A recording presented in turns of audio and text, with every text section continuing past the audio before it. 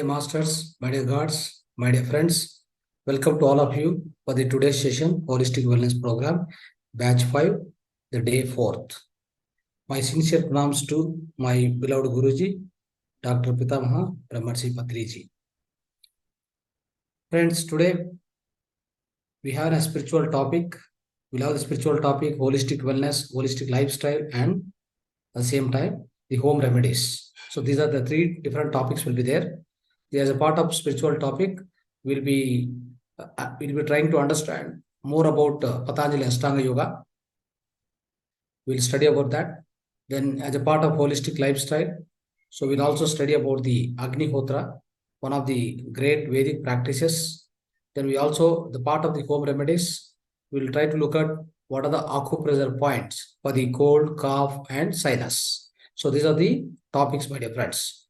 And now, looking at the schedules, as usual, the spiritual topic starts now at 9 o'clock and it goes up to 9:30, 9:40. And from then, we try to do the meditation in between. So it's about 1 hour meditation. After that, now we'll try to look at it holistic lifestyle 10 minutes and then home remedies 10 minutes and then some question and answers and then we'll close the session. Okay. So once again, heartily welcome to all of you, my dear friends. So now, let's start the spiritual topic today.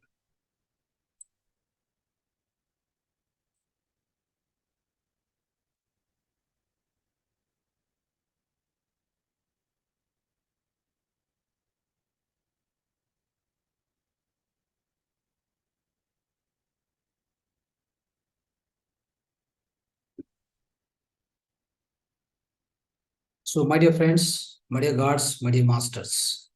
So these are the three wordings we try to use in every session.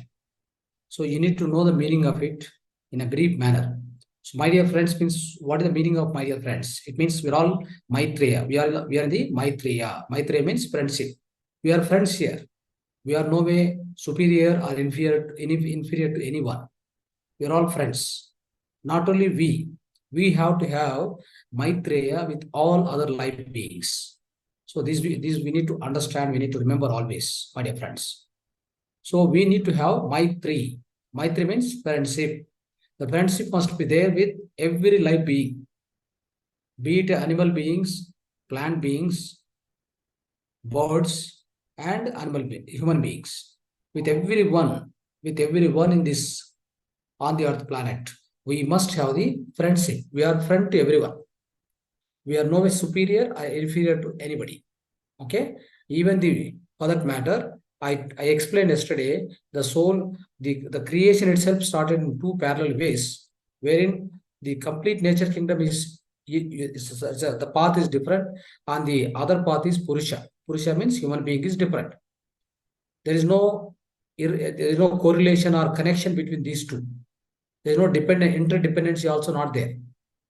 It means the nature kingdom depends upon the human being. The human being, of course, has to depend on the nature kingdom. So that is why we have to give we have to respect, and we have to give always our hand to the entire nature kingdom. Nature kingdom has to be like a brotherhood. It's a brotherhood for us. So we have to have good friendship with the entire nature kingdom. We never need to hurt, or we never to do. We should not resort to any kind of a violence towards the animals. They are our brotherhood. They are our brotherhood. They are friends to us. You can play with them. You can teach them. You can also help them if required. If at all you want to do, you can do some help. Otherwise, you don't need to do anything, no violence, no hurting, nothing should be there. We are all friends. Okay. That's why we say that the importance of friendship is everywhere in this universe, my dear friends. In this universe, the importance of the friendship is everywhere at every place. So that is why, my dear friends, we're all friends with every life being around us. Now, my dear masters. So what we try to say here, my dear masters means we're all the masters. Some of you are started becoming master. Some of the other people, they already became master, and you are in the way of learning, to become a master. It means maybe you started now, and in the course of time, the down the line, definitely you will become a master, no doubt about it. Okay, so that's why everybody will become a master, no doubt about it. You want to become a master, that is the idea, that is the kind of a, the goal what you kept in your mind, definitely you will become a master, no doubt. With the dhyana practice, with the sajjana sangatya, with the swadhyaya, with these three things, definitely you become a master. Suppose somebody started, in a just like 10 days back, 1 month back, he's a junior master. That means he just started learning now. And other people, so other masters like us who already learned so long back, and then we started teaching. So these are called senior masters. So that's only the thing. Junior master, senior master. There's nothing kind of a, somebody is very superior than other people. Somebody has to go and do the pada puja. All these things are not at all recommended in the part of the PSSM, part of the Mahavatar Foundation, my dear friends. So that is why we are all masters. There is no differentiation. And now, my dear gods. So why do we say this, my dear gods?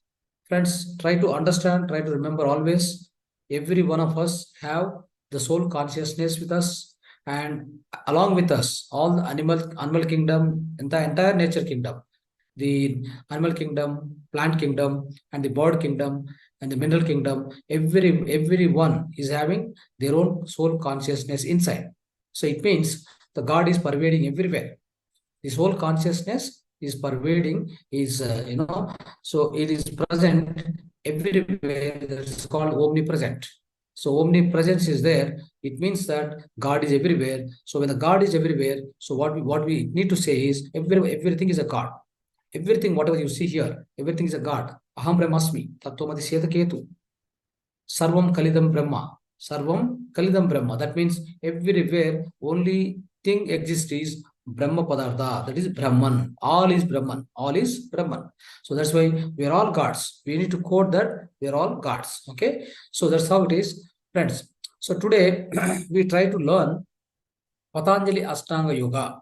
Patanjali Maharshi, in order to introduce him, he came to the Earth planet 5,000 years ago, isn't it? 5,000 years ago, he came and imparted this the priceless education. That means precious and priceless education. So you can't value it. Such is the kind of education, that is yoga. Yoga is given and taught by Patanjali Maharshi. So when he was on the Earth planet, my dear friends.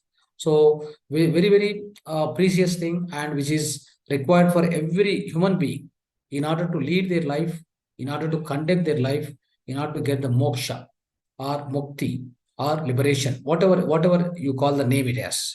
But in order to achieve that, the final goal of the human being, friends, what is the final goal of human being? Chaturvida Purushartha, Dharma, Artha, Kama, Moksha. Dharma, Artha, Kama, Moksha. These are the four principles of the four goals of the human being as a human life. It means we need to always live in the Dharma. When you are living in the Dharma, so then what will happen? Artha, that means you will get Aishwarya. Kama, whatever the right desires, all the desires will be fulfilled. When all these three things happen, obviously you will get the moksha. That is Atma Sakshatkara. It will come. So when these three things, when these four things, Chaturvida Purushartha, my dear friends. So these are the four goals of the human being. And now, so when you born as infant soul, then definitely in one of the lives, and across 400 lives, in the final lives, the final stage of the lives, final stage of the soul evolution, you will become infinite soul. So that is the goal of every human life. Whatever the world has taken the human life, came into the earth planet as a physical body, the soul has taken the birth, and that means in the form of human being. We are a spiritual being, but we are now born as a human being for the sake of all the spiritual experiences. That's why what we say is always spirituality is the root, physicality is the fruit. What is that? Spirituality is the root, physicality is the fruit. Okay, it means that without spirituality, there is no foundation for this human life, my dear friends.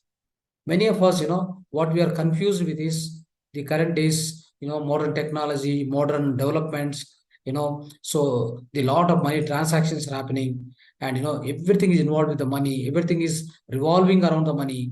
With all these things, what happens is we are get confused now. We are mostly confused that, so we think that this is the life.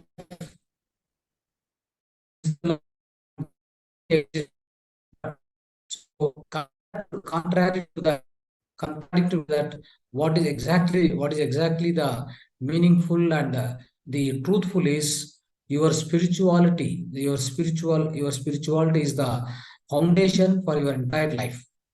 Unless otherwise, you understand the spirituality, or otherwise you try to understand yourself, then you will never become a human being. Now, so try to understand, many of us, we are not the human beings, friends. We think that we are human beings, but we have no human values. We are not acting like a human being. What is the purpose of human life? The human life is we have to stay healthy and happy till the last breath.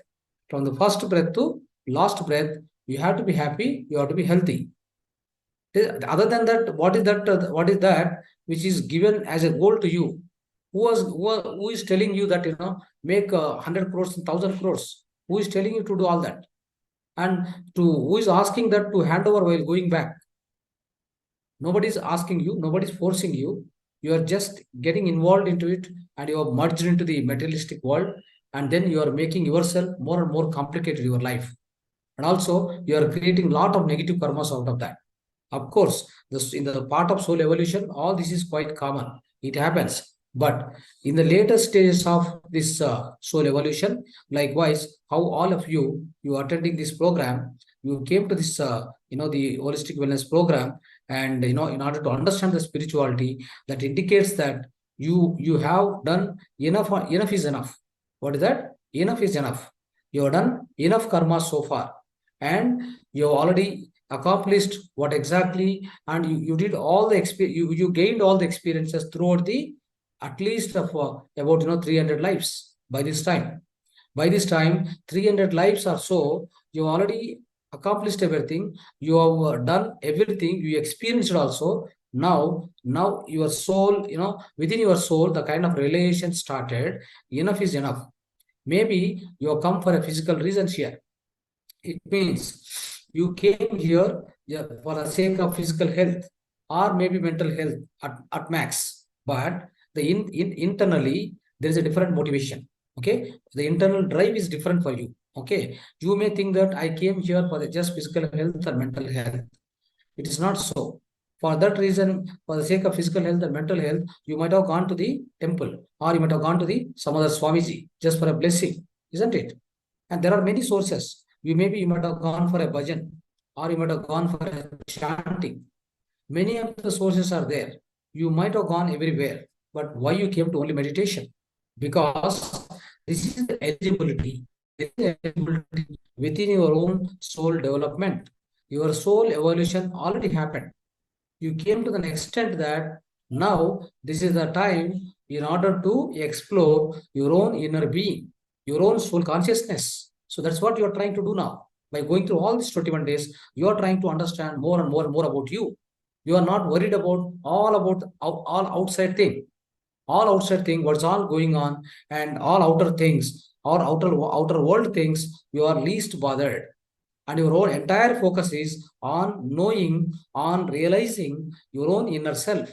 So that is the purpose of the entire program of 21 days, my dear friends. Now, so today, in the view of Patanjali Maharshi, so we try to understand the entire Dhyana Shastra, entire Adhyatmika Shastra, entire Atma Dhyana Shastra, in the words of Patanjali Maharshi. What did he do? What did he given to the entire humankind? He has gifted something called Patanjali Astanga Yoga.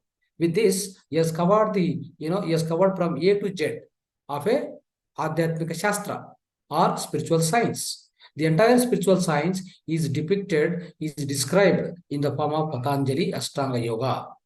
Okay, so let's understand more about that. So more about this Patanjali Astanga Yoga. So that's a Dhyana Shastra, that's a Adhyatmika Shastra.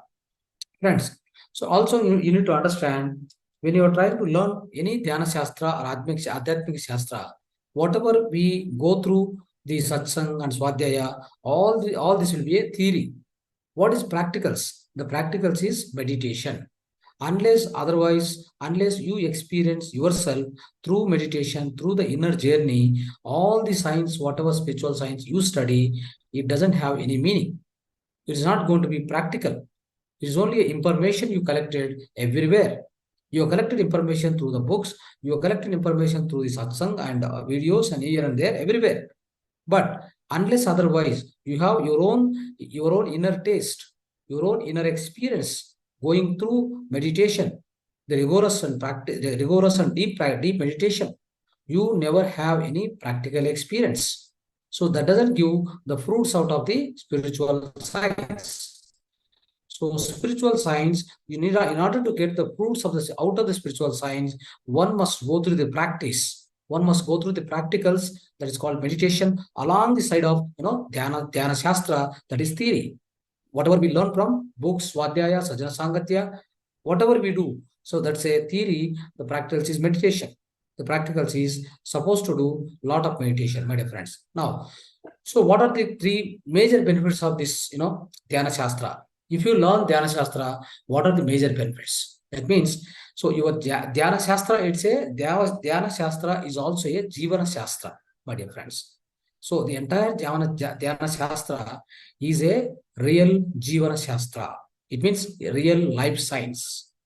No other sciences in this universe is going to tell you how to live, what is the importance of your life, from where from you come, where do you go after death, during this entire the course of life. So how do you conduct yourself, how you need to conduct yourself, what is called dharma, what is called mukti. So many things which science is going to teach you. All the other sciences, all the materialistic sciences are one side, spiritual science is the other side. So spiritual science is the superior science of all other sciences on the earth planet, my dear friends. This is a superior science. All other sciences are below that. They are subset of that. So it means that we need to learn all the children. Our children must start from the beginning, from the childhood itself, maybe about 5 6 years. See, for example, the Vivekananda, he started at the age of 7 years. At the age of 7 years, he started his spiritual journey. By the time 32 years, so he became a world monk, so world leader, world spiritual leader. You can understand the importance of the spiritual science, my dear friends. So that is why, so all of us, we need to focus more and more on the Dhyana Shastra or Jivana Shastra, my dear friends. With the Dhyana Shastra or Jivana Shastra, what are our achievements? What are the benefits? First one is Maitri. I told you, you will get Maitri. You become a friend for everybody. You have no enemies, my dear friends. You have no enemies at all. Once you are in the spiritual side, spiritual path, you have no enemies at all. You have no permanent enemies, or you have no permanent shatru, right? You have everybody is a friend to you, right? Everybody is a Maitri to you. Next, master of your life. You will become master of your own life. How do you become? Because you will understand that everything you are experiencing on this earth planet is because of you, because of your own karmas of the past life. Many of us, when we are suffering, what do? We say that God has not given me. I prayed my God. I wanted this. These are the wishes to be fulfilled. I given my all wishes, but nothing has happened to me. I wanted to get the good job. I didn't get the good job. It means God is not helping me. That's what we are called. A common language. A common man language is like this. Of course, a spiritual person is different, but the common man doesn't have the spiritual background. Obviously, he quote like this. So, what is the meaning of exactly the God is not doing to you, God is not giving to you anything, and your wishes are not fulfilled, you didn't get the success, all these things, my dear friends. All the success, all your wishes, and whatever the fulfillment, everything happens basing on your own past life karmas. It means whatever you are experiencing on this earth planet today, it is the effect of the previous cause, which is kept in the previous life, which is done in the previous life. So that is why we call it as always, there is a law of karma, or we can say that there is a cause, there is a effect. See, for example, so all of a sudden in your life, no, you are just leading your life, you are going on, maybe you are doing some business or job or teaching or whatever the profession you are into, right? Your daily work, whatever you are doing.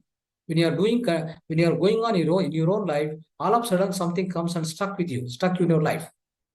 From where will that come? You don't know. You're all well, you are a healthy person, you're all everything is well, everything is going on well. Suddenly what happened? A kind of a loud one or dear and near one, something pass away, or otherwise you get the suddenly one ill health will come. You will be suffering, and that ill health will never go. Whatever you do, it will not go. So many people know, they try keep going to the super special doctor, this doctor, that, nothing will happen. It doesn't go. The reason being, it is not caused by any other factors here.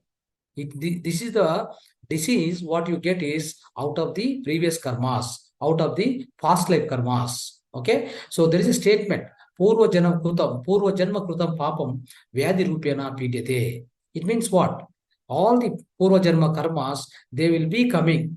They will be coming and struck, hitting your life in the form of rogas, in the form of what? Rogas or diseases, my dear friends. So that is why we don't need to blame anybody.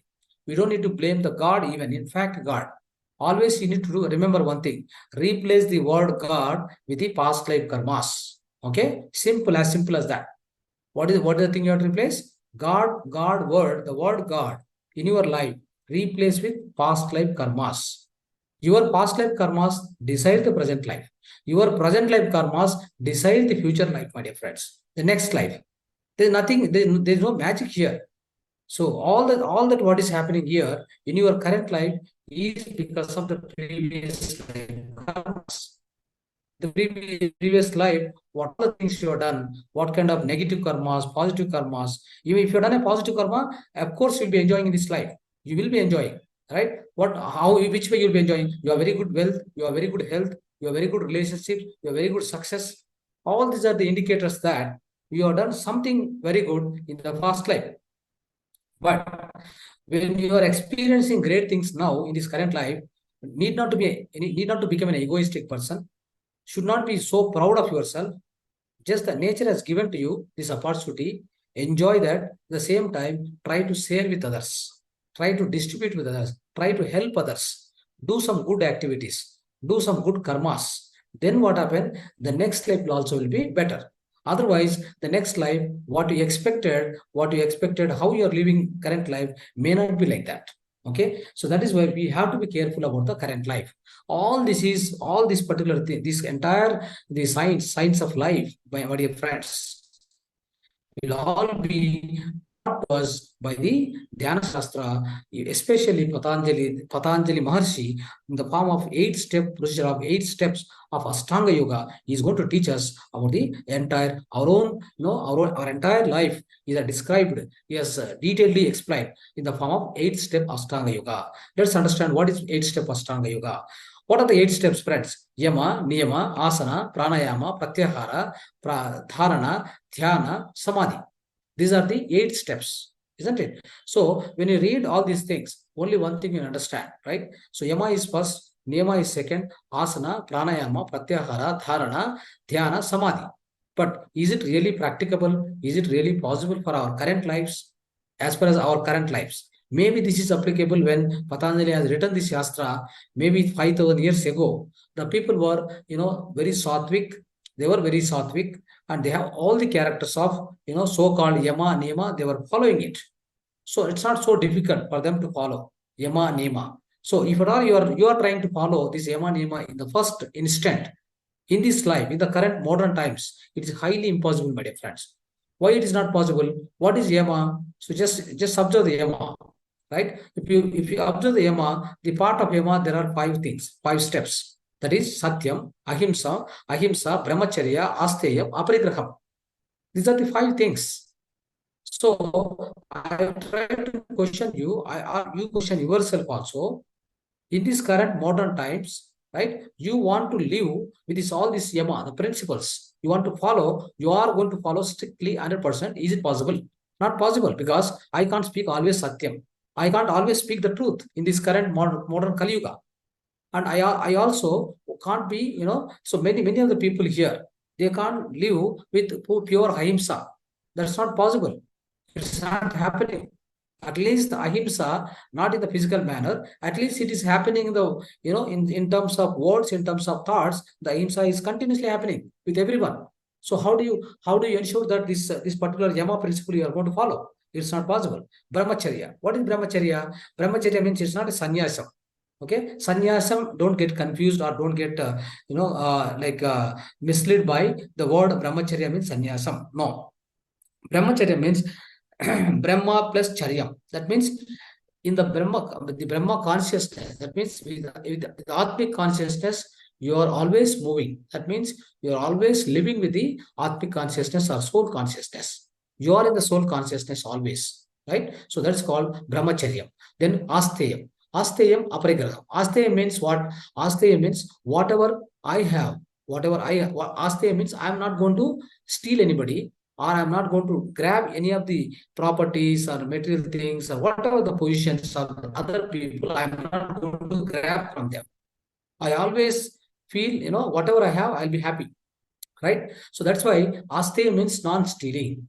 You are not going to steal anything from anybody, and you are okay with what you have, right? So if at all, so this is Asteya, friends. Aparigraha means whatever you have, you are happy with that. For example, so many of the yogis you observe, many of the yogis, whether they have food, they have shelter, they have, money or not having money, they have sleep, they don't have sleep, anything, whatever happens, they accept it. They are always living happily. For example, as a common human being like us, what will happen is, if you don't have money, you will be so much, frustrated, and so much feel like, you feel like you are not having any energy, or you are lacking of something. At the same time, so you don't have, let's say you don't have food that particular time, you feel so hunger, then you feel like, I don't have food like right now, I'm suffering with hungry. So like means for everything you feel, your feeling and experience will be higher. It means, so you are not able to sustain for any other kind of situations. Any kind of situations happen in your life, you are not able to sustain. The meaning is you are not able to follow the yama. You can't follow the yama, but yogis will 100% follow the yama, all the yama principles. The reason is they are already elevated. Their consciousness is elevated. They are already enlightened beings, my dear friends. That is why I just give an example to you. Yama means these are the principles need to be followed in your life. Is it possible for the current lifestyle in order to follow these things, and after yama, niyama achieving? See, earlier olden days, what happened? So there were gurukulas. Okay, there were gurukulas. In the gurukulas, they used to send their children at the age of 5 years, 7 years, or 8 years. They used to send to the gurukula. So when they enter the gurukula, they come out of the gurukula only after 20 years or 21 years. So in this duration, what happened, friends? In the beginning days, they used to teach, they used to make them to follow yama niyama 100%. Okay, because they're already pure in the mind, all the children, they are pure in the mind, so they will definitely follow the yama niyama. And with the yama niyama, what happened, the other steps of the Astanga yoga will be followed. It's easy for you. So but what happens in the current life, yama niyama cannot be followed, because this current state of life, so it's not going to give you any kind of a chance to follow this yama niyama. So then what will happen? Many of the people are, my dear friends, many of the people, because they have to, in order to learn the yoga, eight steps are involved in the yoga. You want to learn yoga, is also interested, but so when he approached the teacher, if he started teaching, first you do yama, second you do niyama. Once you achieve this, then you start, something called pranaya, asana. He says that next comes to asana. When he says all this, by the time he achieve this yama niyama, he will be about 70, 80 years old. That means his entire age is gone. Entire life itself is gone, my dear friend. He can't achieve it. How do you say that all these, these strict principles? They are principles and regulations of life, conditions of life. How do you achieve that? A common man, even at the age of up to the age of 50 or 60, 70 years, you give to him. He can never achieve this yama niyama.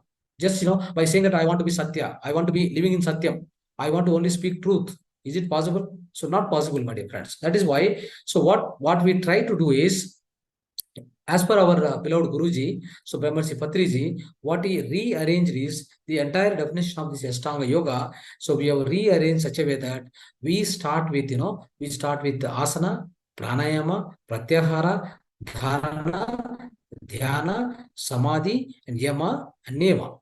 So this is the order we rearranged. Okay. So the reason being, see, this is only possible by doing so.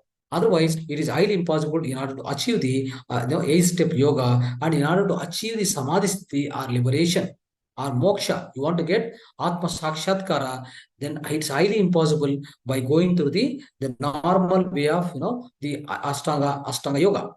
Friends, so now let's understand. Let's begin with something called asana. Okay, so what I said is exactly, so all the people, many of the people, so because they feel so difficult to follow this yama nema in the beginning, many of the people they drop practicing yoga itself.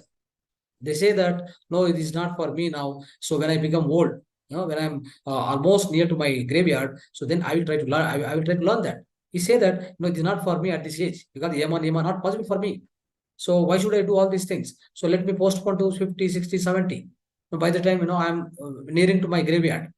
So that's what everybody try to do that, because they feel so difficult to follow this yama nema. That is why we should not put this yama nema here. They just place at the end of this other first 6 steps will be important. Then next 2 steps will be obviously it will happen, my dear friends. By default, it will come to you. Now let's know how it happens.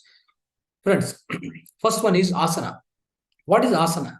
Asana means don't think that only the physical asanas. Asanas means it is asana. Okay. So what is asana particularly means whatever the comfortable posture which you are able to sit for long time for the practice of your own sadhana, that is the real asana. Okay, that's the real, that is sthira sukha asana. It must be sthira sukha asana. So what happened is many people they are confused with asanas means like a physical asanas like Shirshasana. So there are many other asanas are there, right? So Paschimottanasana, all these asanas are there. So they think that asanas are those are the asanas they have to practice just for getting the self-realization or whatever it may be.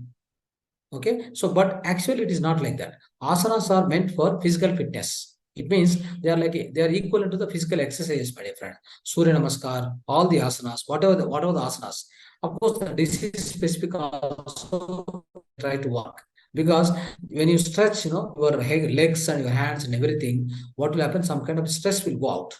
Okay, so that's how what happened, friends. So the asanas are meant for the physical fitness. Okay, so don't get confused this asana with those asanas. Asana means here, what is the asana means? So especially in Anapanasati meditation, the entire Anapanasati meditation can be described with these particular 6 steps, my dear friends. So let me describe how Anapanasati is working with you.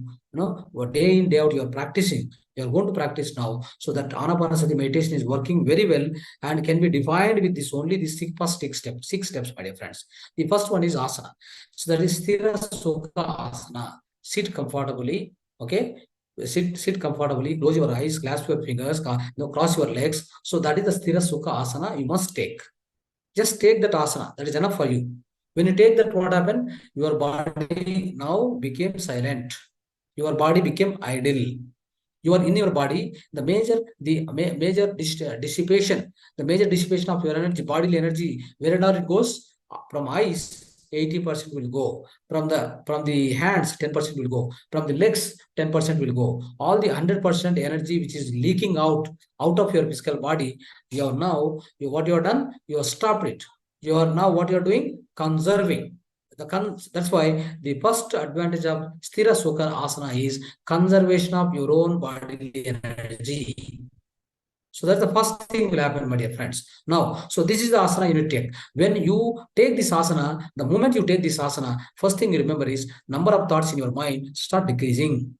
Why it will decrease, my dear friends? See, let me tell you, your eyes are the doorways for your brain. What are those? Your eyes, your physical eyes are the doorways for your brain. everything for your brain, for your mind, let's say. So the complete feeding will be going, maximum feeding will be happening through your eyes. Very less feeding will happen maybe through whatever, your hands or your mouth or your ears. So all that, all that feeding is maybe 20%, but maximum amount of feeding to your brain or your mind will be through the eyes, my dear friends.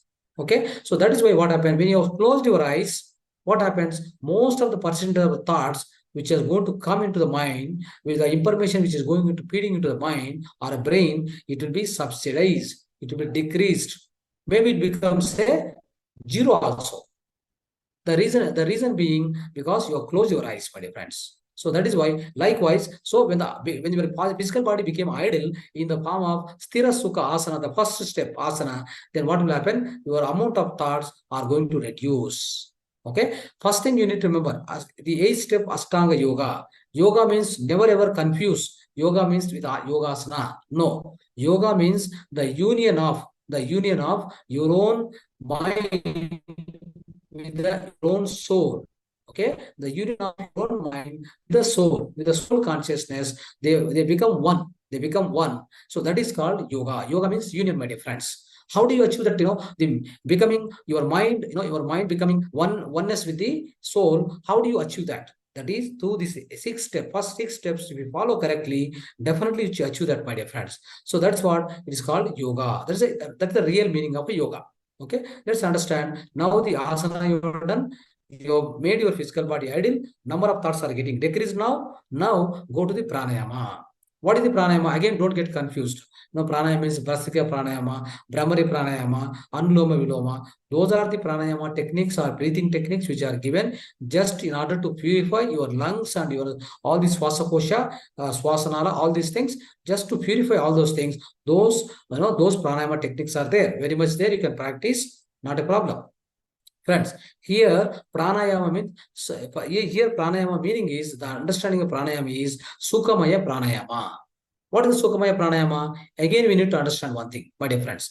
So now, when you close your eyes and you clasp your fingers, cross your legs and sitting idle and not doing anything, any physical work, your physical body is idle now. Now, by observation of the breath, what you are going to do next one, after the sthira sukhasana, then you are entering into the something called Sukhamaya pranayama. That is breath observation, your own breath observation you are going to do. That is, by observing your own breath, what happens, your mind becomes still, or your mind becomes standstill, my dear friends. So until then, what happened, your mind is running, your mind is running like a horse, it is running like a so fast, such a fast, with a high speed, your mind was running continuously, it was running, my dear friends. Now what happened is, because of this Sukhamaya pranayama, that is the second step in the first 6 steps of the Astanga yoga. Second step is, that is pranayama, that is called Sukhamaya pranayama, wherein you are going to observe your own natural breath. When you observe your own natural breath, my dear friends, your breath and thoughts are interlinked. Right? When they are interlinked, what happened? Your breath became slow and you are observing a natural flow of the breath here. What is happening? Then slowly your number of thoughts will get down. That means your number of thoughts will be decreased. So now what you are doing with this? You are now bringing the mind in the standstill state, ideal state. You are bringing the mind to the zero state, empty state, ideal state. In this, what happened now? Then one more thing will happen, my dear friends. That is, conservation of your mental energy will happen. What happens? Conservation of your own mental energy. Whatever earlier you're doing lot of thoughts, right? Lot of thoughts you are doing. When you are doing lot of thoughts, what happens? Lot of energy will go out of you. So lot of energy, when it goes out of you, you definitely become weaker. Your amount of energy from bodily system, if it goes out, what happens? You become weaker. Now, so that chance we are not doing. We are doing now, we are now conserving the energy by making our mind empty or a standstill. So I am going to conserve a lot of my mental energy. So now with these two things, my dear friends, my energy within my system is elevated, is increased. Okay, so this is the thing, pranayama, that is Sukhamaya pranayama. Right now, so that is pranayama. When you do the pranayama, my dear friends, what happens is, when you do proper pranayama, then you are called as a dhyani, meditator. Okay, so that means you are doing a pranayama, the Sukhamaya pranayama properly. That means you are observing the breath, making mind empty, no thoughts are moving in the mind. Then you are coming to slowly zero state with the practice of so many years, days, months, and years. Then like your mind is getting completely empty. So sunya sthiti, parisunya sthiti, mahastunya sthiti, you have got it. That means what, my dear friends? Then I said we already discussed. You get lot of cosmic energy through the Brahmanandra. Right? Through the Brahmanandra, what happens? Lot of cosmic energy enters inside. When it enters inside, what will happen, my dear friends? So when it enters inside, we already discussed Nadi Suddhi will happen, thought activation starts, astral travel experiences will start, all this, the inner intuitions will start, inner experiences will start. So when all these things are happening, where these are happening, my dear friends? Whose intervention these are things are happening? Without any intervention of your mind is zero now. You are no more here. That means you are no more because your mind is zero. So when you are no more, when your mind is zero, then how come these experiences are happening? These experiences are happening within yourself. By what way? By the way of the spiritual connection is established now. It means the cosmic energy is entering now. When the cosmic energy enters inside you, all these great spiritual experiences starts happening. So when these things happening, my dear friends, that means, so what we say is pratyahara. You are entering into the state of that's called pratyahara. What is pratyahara? Pratya plus ahara. Pratya means what? Pratya means opposite. Ahara means food, right? So what is the outside food? Generally we take physical food, right? Opposite to that, what is the other food? Inner food. Inner food. So that inner food is called nothing but cosmic energy. Now you receive a lot of cosmic energy, my dear friends. And also you receive, you are going to experience a lot of, visions, and, you are going to see a lot of visions and colors. And, you may be meeting some great masters, through meditation, in your own meditation, because you are now gone into deeper meditation state. Everything happens, my dear friends. So that means you are getting inner food. You started getting inner food than the outer food. You don't need outer food now. At this state of meditation, my dear friends, when you are sitting, with an ideal mind and ideal body, everything, then what all things happening inside you, that is called pratyahara.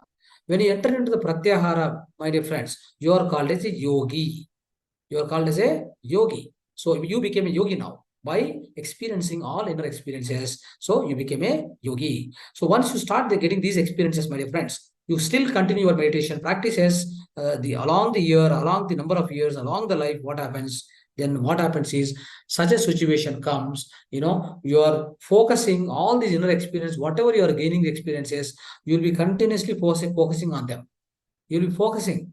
Focusing means what? You are experiencing all that, and you are keep on experiencing all the greater experience of spirituality, whatever you are experiencing. That means you are focusing on them continuously. That is called dharana. Dharana means what? Continuous, continuous. If anything happen continuously, happening continuously without break, that is called dharana. Now, in the state of your deep meditation, my dear friends, what you are doing is dharana. Many other institutions, what they say is dharana means you try to focus on the light, you try to focus on the object, outside object, something and all they will tell you.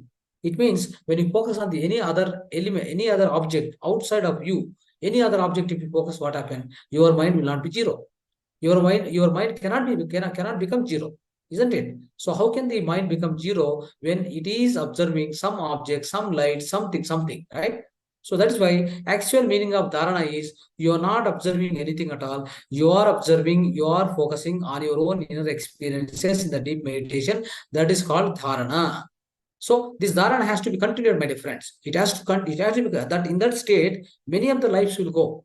We may live like that. We may lead many of our lives in dharana state. Some of the lives, many of the lives, we lead the lives in the so-called pranayama state. So many of the people, let me tell you, many of the people just try to seek the meditation. No, sir, it's not happening to me, so I can't do meditation. You leave it. So in this entire life, you won't do meditation. You won't do meditation, you can't do meditation, you can't do any yoga. Then the entire life is past, and then again will come back. So likewise, friends, there is a possibility that many of the people will miss. Many of the people will be missing because they don't know proper understanding, they don't know proper knowledge about this. Then what will happen? They will miss it. And of course, it doesn't matter. So they are given the huge number of opportunities in this universe. They can come back and try again. But I'm trying to tell you, so whoever is able to understand this vijnana, this is wisdom, I'm trying to explain more in detail, in depth means the reason is, see here, so what's happening is now you are entering into the dharana sthiti itself, maybe 30, 40 lives you have to spend just to achieve the perfection in the dharana state, my dear friends. Because we also have physical life, right? We are not a yogis like sitting in the Himalayas and just doing tapas, only tapas. But of course, there is also a problem. Even if you go do on Himalayas, a lot of tapas and everything, what will happen is ultimately your resident workers are not, win over by you. All the resident workers are there well within you. So you have to practice them means you have to really succeed over the all the resident workers means you must come to the karma bhumi. Only you cannot stay in the punya bhumi, my dear friends. Our Himalayas is a punya bhumi, wherein you have huge amount of energy, the very good association with a lot of great masters. All that is right. So did you check your own, your own status of your soul, the evolution of soul? Did you test? Did you put into the test or examination coming to the Bhuloka, coming to the Karma Bhumi? That is more important, my dear friends. That is why. So in PSSM or Mahavatar Foundation, what we try to stress is samsarave nirvanam. What is that? Samsarave nirvanam. Being in the family, you must accomplish your own liberation or mukti or a nirvana, my dear friends. So that's how, friends. So now what happened? This dharana will be continuous for so many lives, my dear friends. So at the end of dharana, it means you are really focusing on your own inner experiences in a greater, highly focused way. That means you are in a completely deep silence. Then your cosmic energy flow will be continuous for you. Then what will happen, my dear friends? So almost like pratyahara, in the after pratyahara dharana state, your third eye is activated. Now you, instead of you are a yogi. First you are a dhyani, then a yogi. Now you became a rishi. Rishi means, who is the rishi? He is able to see. He is able to see the things which are beyond, your physical eyes. He is able to see, he is able to observe, he is able to understand those things which are beyond the physical eyes, beyond these physical organs, my dear friends. All the sense organs, whatever the sense organs cannot do, he can do those things beyond the sense organs. That state is called rishi tattva. Okay, so once you become a rishi, that means once you finish your dharana state, once you are in the dharana state, then definitely you become a rishi. Then you can always understand, analyze, see, and all these things you can do which are beyond your senses, which are beyond your physical senses, my dear friends. So now your dharana state is continuing. Then what will happen? Slowly, you enter into the final state of consciousness. That is the deep, silent state of consciousness you will enter into. So you'll keep on doing that. Then what will happen is you enter into the state where, so that state is called Dhyana. It happens. Dhyana happens, my dear friends. Dhyana is not the one supposed to do. So see, all the steps when you follow, dhyana is by default it comes to you. Okay, that is called dhyana. So dhyana means what? Di plus yana, my dear friends. Di plus yana. Di means what? Buddhi. Or you can say di means the one thing called, we have already seen the physical body, the seven bodies, seven body concept, wherein you have physical body, etheric body, astral body, causal body, right? There are other bodies. Now, so when you achieve the state of dharana, you are entering into the dhyana state. What will happen is, so you will be able to release out of you the astral body plus causal body. With the astral body and causal body, you are going to travel to all the other high frequency worlds, invisible worlds, my dear friends. Invisible worlds, you will travel, you meet a lot of masters, you take a lot of experiences, you take a lot of wisdom, learn a lot of wisdom from the great masters, everything you do. So through their communication, through the communication of with all great masters who are departed, who are living in the higher worlds, everything will happen, my dear friends, through the something called dhyana. That is why, so dhyana means sukshma sharira yana. Sukshma sharira yana. The yana means prayana, that is travel. So di plus yana, di means the combination of astral body and causal body. So always remember, always friends, remember, whenever you make a astral travel, your astral body plus causal body, they together travel to the outer world, that is the high frequency worlds, Urdhvalokas. Okay. So this was the meaning of Dhyana, my dear friends. Now, so when you go into the Dhyana state, there's a deeper meditation state. Now, what will happen, my dear friends? All your answers so far, materialistic questions, materialistic samshegalu, materialistic questions are physical related, and all the mental related, manasika, that means mind related, or anything related to the society, all these confusions, all these great questions, and finally the questions related to your own spiritual wisdom, and the questions related to your own life or others' life, all about the mysteries of entire universe, entire life, everything will be revealed to you. Everything will be revealed to you only when you are entering into the next state of this Patanjali Astanga Yoga, that is called Samadhi.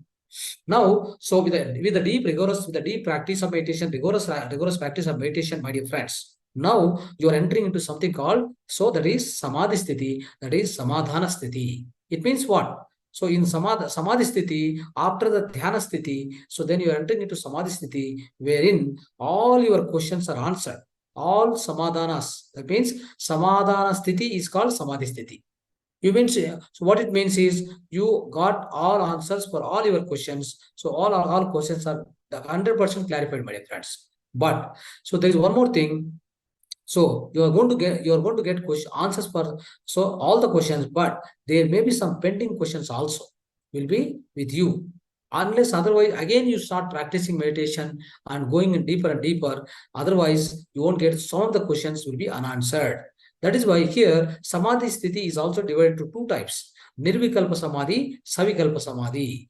Nirvikalpa Samadhi means your questions are zero. Questions became zero. Answers are full. Okay. Now, Savikalpa Samadhi means there are some few questions are remaining. There are few answers you are awaiting. So that is called Savikalpa Samadhi, my dear friends. Savikalpa Samadhi can be converted into the Nirvikalpa Samadhi with a greater amount of practice of your own meditation. So that's what you need to remember, my dear friends. Now, once you enter into the Samadhi Sthiti, Samadhana Sthiti, you became, see, for example, in Dharana state, what we became? Rishi. Then when you come to the Dhyana Sthiti, you became a Rajarsi. You became a Rajarsi. Now, after the Dhyana state, you are entering to Samadhi Sthiti. Then what you become? You become a Brahmarsi. Brahmarsi, Brahmagnani, so infinite soul, or the enlightened soul, self-realization happened, right? Everything, whatever the word you use, that is the last state of your soul evolution. That is the highest state of soul evolution. At the same time, my dear friends, so in the Samadhi Sthiti, what happens? When you enter into Samadhi Sthiti, of course, you'll come to the earth planet for teaching others, for serving others, for sharing your spiritual wisdom to other people, and for establishing any kind of a dharma, or for the welfare of the people. You may come to the earth planet. Otherwise, once you enter into the Samadhi Sthiti, in any one of the life, you achieve the Samadhi Sthiti, then you will be not required to come back to the earth planet. You don't need to take any birth. You will come out of the cycle of death and birth, my dear friends. So this happens. That means the law of reincarnation, you will be coming out of the law of reincarnation. So that's why you need to remember. So this is called Samadhi Sthiti, friends. So now, once you attain the Samadhi Sthiti, what is the next step? So next thing is, friends, by the time you attain the Samadhi Sthiti, you are ensured that all Yama principles are 100% happen to you. Already it is there with you now. They are part of your life now. So you speak only Satyam. You speak always truth, right? You always follow the ahimsa, that is non-violence you will follow. You always follow the brahmacharya. You are always living the Brahma consciousness, Atmic consciousness, because you are already enlightened person. Then Asteya. Asteya means I am not at all interested to steal any other possessiveness, possessive properties. I don't need anything at all. And so aparigraham, whatever I have on that day, what I feel is, what I always accept is, the nature has given to me. The nature has given me small food, yes. Very huge amount of food and very tasty food, yes. So I don't have sleep, yes. I don't have bed to sleep, okay. I don't have, my somebody, like for example, my wife died, yes. My father died, yes. For everything, yes. For everything, accept. So that is called aparigraha, my dear friends. It is not easy. When this will come, when all this will come, you tell me. For example, Shirdi Sai. Shirdi Sai, what is to do is to say some words. Okay, rain will come now. It will come. And once you also say that, so one Mahamari, that means a great contagious disease has come into the Sirdi area. She has given a vibhuti and say that everything will go, don't worry. Okay, so then what happened? The disease itself is vanished, disappeared. So likewise, friends, and he also say many things. Okay, so it is whatever the words he says, it become true. When it will become a common man speaks something, will it become true? Will it become a practical thing? No way. When it will become true means the reason. So when you are an enlightened master, when you came to the samadhi sthiti, out of your mouth, whatever it comes, that is the truth. That is the satyam. It means what, my dear friends? Suppose if I say the rain has to come, it will come. Why it will come? You entered into you are in the samadhi sthiti, samadhi state, where what happens is all panchabhutas will be your friends. They are under your control. Whatever you say, they listen. They act according to that. They act according to that. So that is why, friends, what happens once you attain the samadhi sthiti, you become one with everything. You achieve the oneness. When you achieve the oneness, when you become one with everything, why not all these panchabhutas will cooperate with you? They listen to you. They definitely will listen to you, my dear friends. So now, I want to say that, so these things, all the by default, satyam, ahimsa, brahmacharya, asteyam, apagraham, they became part of you. Isn't it? So that is why we don't need to worry. We don't need to do any extra practices for getting all these yama and niyamas, my dear friends. Niyamas. What is niyama? Santosha, saucha, swadhyaya, tapaha, iswar pranidhana. What is santosha, friends? Being always happy, eternally happy. Who is going to be eternally happy? All of us. You just observe what's happening in our lives. We get happiness, we lose the happiness. So today we have happiness, tomorrow we have no happiness. Today I bought a very good motor vehicle. I bought one car. I am so happy. Is the same happiness is with you tomorrow or day after or after 1 year? Is it there with you? It is not there. Why not? That means any happiness, any kind of happiness comes out of objects, senses, and the situations, conditions, environment. These are temporary happiness. These are all called temporary happiness, my dear friends. So which is permanent happiness? The permanent happiness, what it comes is from your own inner soul consciousness. The happiness comes from inside to out. That means you experience the happiness from your own inner side, from your own soul consciousness. That is called bliss, ananda. So that is called permanent happiness, my dear friends. Here, part of niyama, what we are talking is santosha. Santosha means not a santosha means temporary. It's a permanent happiness. Who will get the permanent happiness? A person who got enlightened, he is always living in the santosha, in the eternal happiness.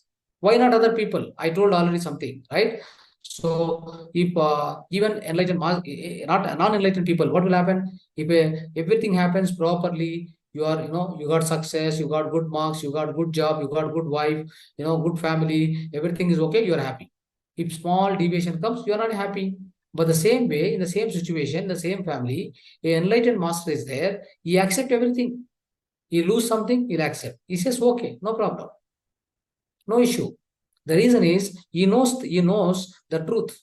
The truth is what? We are only temporarily living in this physical body, my dear friends. We are not here in a permanent way. We have no permanency at all. We are living temporarily in this physical body. Any moment we need to leave this physical body, isn't it? Any moment we need to leave this physical body. When such is the case, where the permanency comes into picture? Everything is temporary, my dear friends. Your relationships, your bandhavya, bandhutva, relationships, and your financial things, your money, situations, properties, whatnot, everything is temporary. As long as you are here, they are all given to you to utilize, to live a happy life. All this technology today, now I'm talking to you through computer or the internet. So I have to be, you have to be, everybody has to be happy for this. The reason is otherwise we cannot communicate. You are somewhere, I am somewhere. How do we communicate, my dear friends? That is why the technology, so all the scientific development, all the things which are around you, like, earth has given so much natural resources, money is given to you, properties are there with you, and everything is there. All these things are given to you to enjoy and leave it here. Never ever develop your attachment. No kama, krodha, lobha, moha, madacharya. Kama, krodha, lobha, moha, madamacharya. These things should not be developed inside you. If you develop these things, if you are going with those things, what happens? Then you need to take several lives. Your number of lives will be keep on increasing, my dear friends. Now, so that is why santosha means eternal happiness. Saucha, cleanliness. What is cleanliness? Cleanliness means outside, not the outside cleanliness. Cleanliness means the inner cleanliness. What is the inner cleanliness? Your thoughts, your words, your thinking, everything must be purified. Whatever you think inside, same thing you must speak. Whatever you say, you have to follow. Isn't it? Think positively about others. Think miraculously about others. Right? Give always the greater words to other people. Inspire the other people. Talk great words. Talk miraculous words. Isn't it? So like this, when you really live like this kind of life you live, then you are having saucha, the inner cleanliness, my dear friends. Now, swadhyaya. So swadhyaya means what? So whatever swa plus adhyaya, I need to understand myself. You, of course, with the state of enlightenment, with the samadhi sthiti, you can understand so very well about yourself. Otherwise, you can't understand by about yourself. You have so very minimal understanding, very minimal understanding about yourself or your soul. So this is possible, my dear friends. Swadhyaya. Now, Swadhyaya also means that so you will be reading many of the granthas, many of the epics and Mahabharata, whatever Mahabharata you read, Bible you read, Quran you read, whatever the great granthas, So we read the, like the modern masters and the ancient masters, whatever the number of books you read, every book you will understand. Once you are enlightened person, once you got the enlightenment or a samadhi, you can understand every book, even the Bible, I'm telling you, Bhagavad Gita. Bhagavad Gita, you can understand so well after your enlightenment. Everything will be understood by you automatically, my dear friends. Otherwise, it looks like a complicated book for us. That is why, so most of the people, Bhagavad Gita, they go and take it and put into in the temple. In the house, there is a puja mantapa. They try to put that Bhagavad Gita there. They never open it. They never open it because that is not, that is, they can't understand because a lot of Sanskrit is there. Slokas cannot be understood. So when they don't understand, what is the matter for them? How much ever is good, how much ever is a great book, great epic also. It's a great life science guide. Still, it won't be a value for you because you don't understand. That is why, in order to understand this kind of the great granthas and epics, once you get enlightenment, you can understand automatically, my dear friends. Now, tapaha. What is tapaha? Tapaha means many people are confused with tapassu. No, it's not. It's not that. Tapaha means reduce, mitigate, bringing down. What are those things? Your sleep reduces, the intake of food will be reduced, and your requirements will be reduced. Whatever you have, you will be happy. You don't need anything extra, isn't it? You take one blanket and one, so one shirt, pant, right? One food to eat. Okay, give this much only to any yogi or sadhu. He is very happy. But having properties, crores of rupees in bank account, we're not happy. Yesterday I explained about Diogenes, isn't it? The Diogenes, one of the story you heard, right? So similarly, I'm telling you, so tapaha means reduce, keep reducing. When it will reduce, my dear friends? Once you are enlightened. Otherwise, if you're not enlightened, I say that, no, you don't earn money. Or I say that, no, you don't purchase more properties. So if I say anything to you, it looks like irrelevant for you. It won't be understanding. It won't be understanding at all. You never synchronize with that kind of, that kind of feelings or that kind of experiences. The reason is your state of mind is not such a way that it won't accept. When it will accept, when it will accept the tapaha, Tapaha will be accepted only when you are an enlightened person. You are okay with everything, every situation. Even, somebody comes and say, a great yogi, so who is in the something called a Brahmarsi, somebody comes and say, Swamiji, your wife is dead. Oh, like that. So let's clap. Let's clap. Let's celebrate. What he says? Let's celebrate. Why? Because died here in the Panchapotika, Panchapotika Deha, right? Physical body death. What happened to our soul? Very happily it will travel. Happily it will travel to the other worlds, higher worlds. She will be happy. No doubt about that, my dear friends. At least I will tell you. See what will happen. Let me tell you one example. You go to the examination hall. You'll be in tense, isn't it? You'll be in tense. You have to write the examination properly. Otherwise, you lose marks. The time is very limited. You are given only 2 hours time. So you'll be so much tense. You never enjoy the stay of your life. So, I mean, you never enjoy your stay of 2 hours in that examination hall. Isn't it? Is it right or not? Definitely correct. The reason is, in the examination hall, given 2 hours, kept lot of points, lot of questions in front of you to answer. So your mind is continuously working, and you're trying to answer one after the one after question, one question after, you continuously do like this, isn't it? So then you are never happy.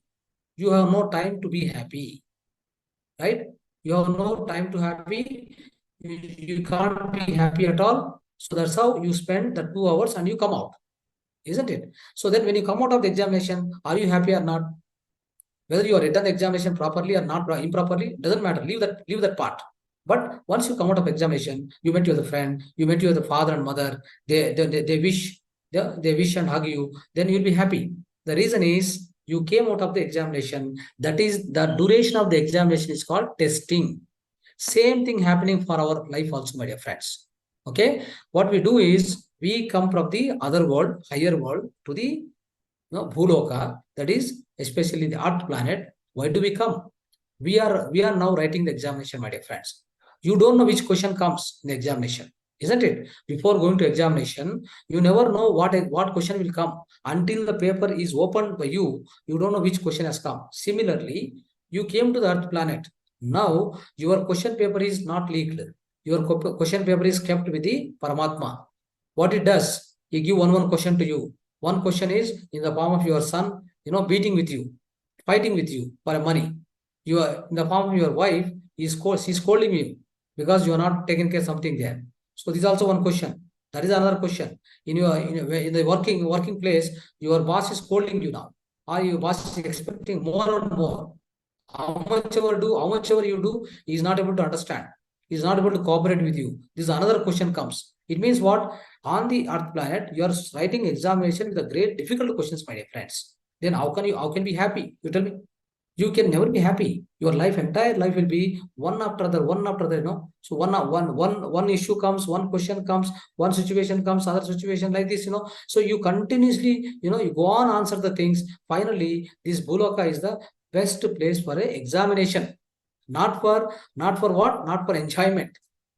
When you enjoy, that's why whenever somebody died, what happened? They will enjoy in the other worlds very happily. There is no examination. That headache is over. That headache is over in this life itself. Okay, but one more thing. If a student doesn't go to examination, what will happen? He cannot pass 10th class. He cannot go to the 11th class. Isn't it? So that meaning is, examination is must. At the same time, the duration between the examination to examination, that Vishranti, Virama, that is also must. It means what? One birth you are taken here, came to the Earth planet, you are writing continuously examinations on one question after another question. You are keep on answering for 100 years here. And after 100 years, you need the break. You need the break. Take the break in the higher worlds. That means your wife is died means, what is the meaning is, happily she has reached to our own home, my dear friends.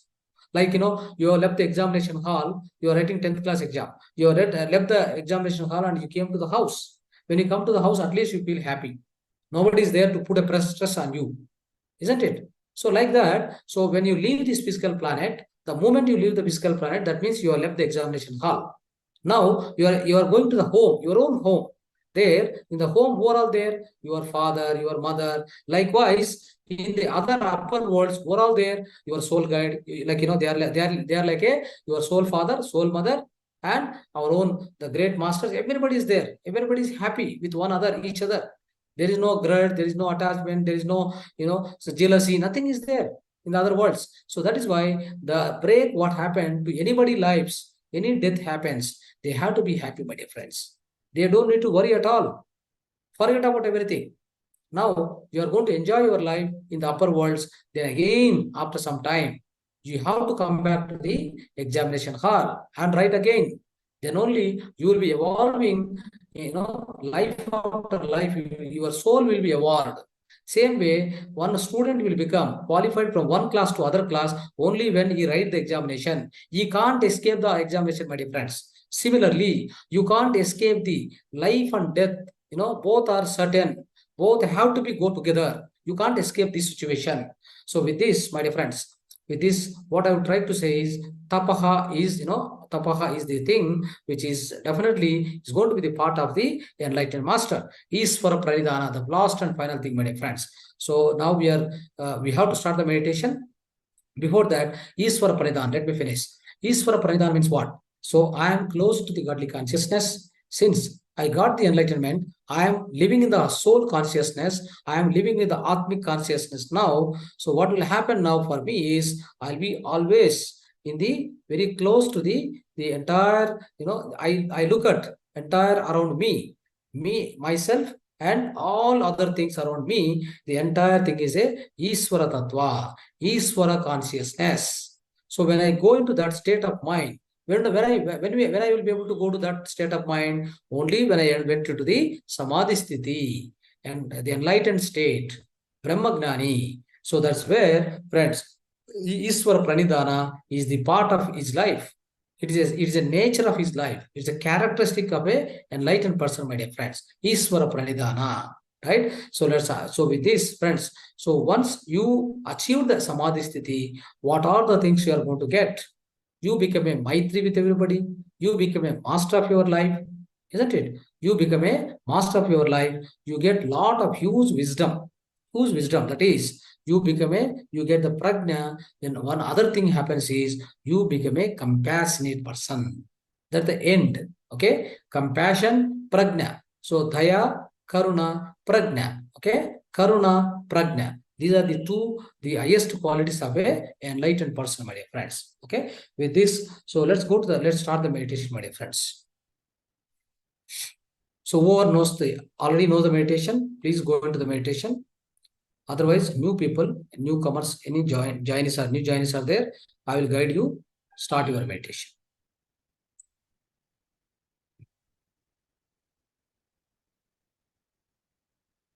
So clasp your fingers into fingers, cross your legs, close your eyes, take away spectacles, sit straight, sit on the chair or sofa, otherwise on the floor, wherever. On the floor with a mat, can sit comfortably. Sit comfortably with a relaxed body, relaxed mind. No more stress anywhere, my dear friends. No tension, nothing. Everything remove, throw out. Just sit silently. Just sit silently. Close your eyes. Just close your eyes. Remove spectacles. Make your room darker. Make your room darker as much as possible. Your room must be serene and environment. If at all possible, you can put some agarbatti also. It gives the fragrance, good fragrance, spiritual fragrance. Now start observing your breath. Just start observing your own breath which is happening. No forceful inhalation, my dear friends. Just a normal flow of breath. Keep observing at your nose tip. That's all. This is what you need to do. If at all you get any thoughts, cut the thoughts right away. Come back to the breath again. If at all you get any other thoughts, cut the thoughts. Don't go along with the thoughts. Don't go along with the thoughts. Just come back to your breath again and again. Come back to the breath observation again and again. So, when you are with your breath, your mind becomes empty. When you sit comfortably, that asana is called Sthira Sukha Asana. That is the first step of Astanga Yoga, my dear friends. That is the first step. We are closing our eyes, crossing fingers, crossing legs, sitting erected, and making the body idle, closing your eyes. This is called Sthira Sukha Asana. That is the first step, which is asana. Now you started observing your breath now. Once you start observing your breath, then your thought becomes zero in your mind. This is called Sukhamaya Pranayamam. That is the second step of Astanga Yoga. When you are sitting in the pranayama, that is, you are observing your own breath, then a lot of cosmic energy enters inside. You'll be able to see some of the inner visions, some of the colors, some of the nature you will be seeing with your own inner vision. So that particular step is the step process is called Pratyahara. That is the third part of the Ashtanga Yoga. When you continue the Pratyahara, keep watching the same thing again and again. Keep focusing the same thing again and again within yourself. That is called Dharana Sthiti. Still you are continuing. You are doing a deeper and deeper, deeper. You are going deeper and deeper in meditation, my dear friends. No more thoughts at all. No thoughts at all. Then you enter into the state called Dhyana Sthiti. In Dhyana, what will happen is because of the huge amount of cosmic energy in your bodily system, then you will be able to release your own body outside. Your astral body will travel to the other worlds, my dear friends. It travel to the other worlds, the high frequency worlds. That is called Dhyana. The plus Yana. It will happen, my dear friends. If you keep continuing the Dhyana for so many years and lives together, keep practicing, then you enter to the state called Samadhi Sthiti, Samadhana Sthiti. Just be with your breath, my dear friends. Just observe your breath. Do not go with any other thought. Just be with your natural, simple breath.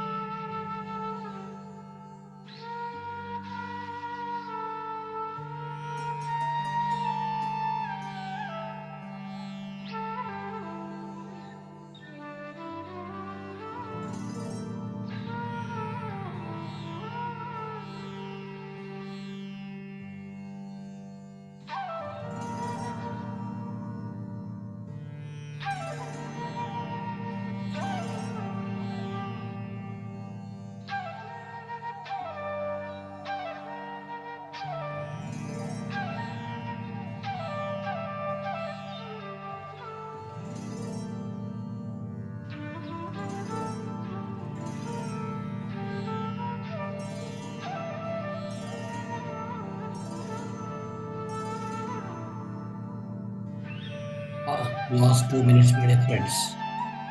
Final 2 minutes of meditation. Be with your natural breath. Keep observing your natural breath. Last 2 minutes.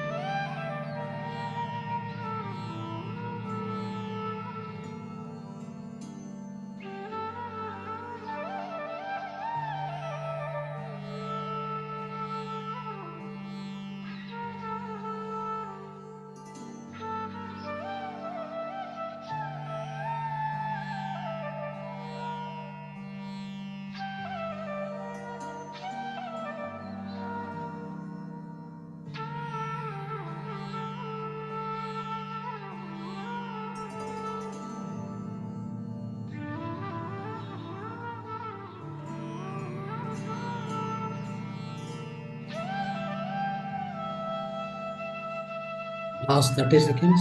Final 30 seconds.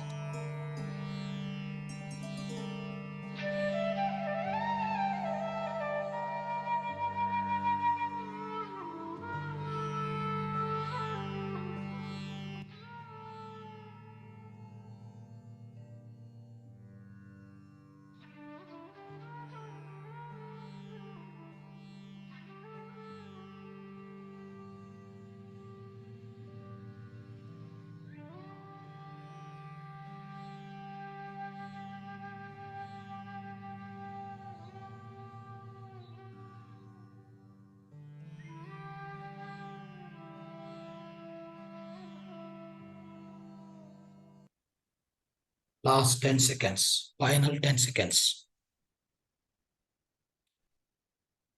10, 9, 8, 7, 6, 5, 4, 3, 2, 1, 0. Place both your hands, your palms on your eyes for 5 more seconds. Gently you touch your eyes. You have to feedback all the energy, whatever you received. Through hands, it has to go inside of you. 5, 4, 3, 2, 1, 0. Slowly take your hands, looking at your hands, slowly open your eyes.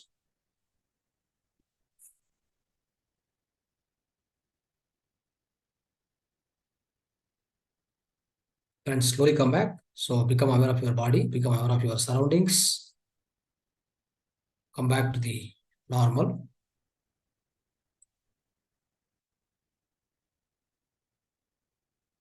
Right.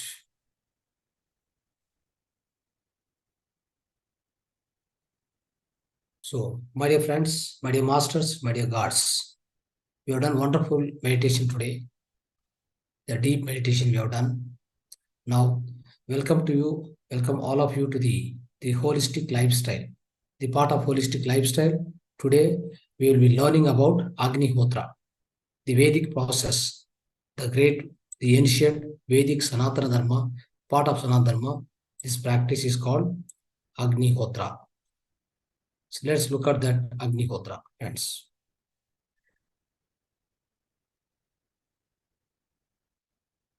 See here, all these are the ingredients of Agnihotra. There is a Avan Kund, so copper Kund, right? There is a small, here bejas are there, bejas like, akshata. Then second, that is, this is actually cow dung cakes. This another one is a small vessel with the A2 ghee, that is desi cow ghee, right? Tuppa. Agnihotra looks like this. No? The Agni will, so fire will come here. So this how, what is the process, how to do that, what are the benefits of this Agnihotra? So let's understand, my dear friends.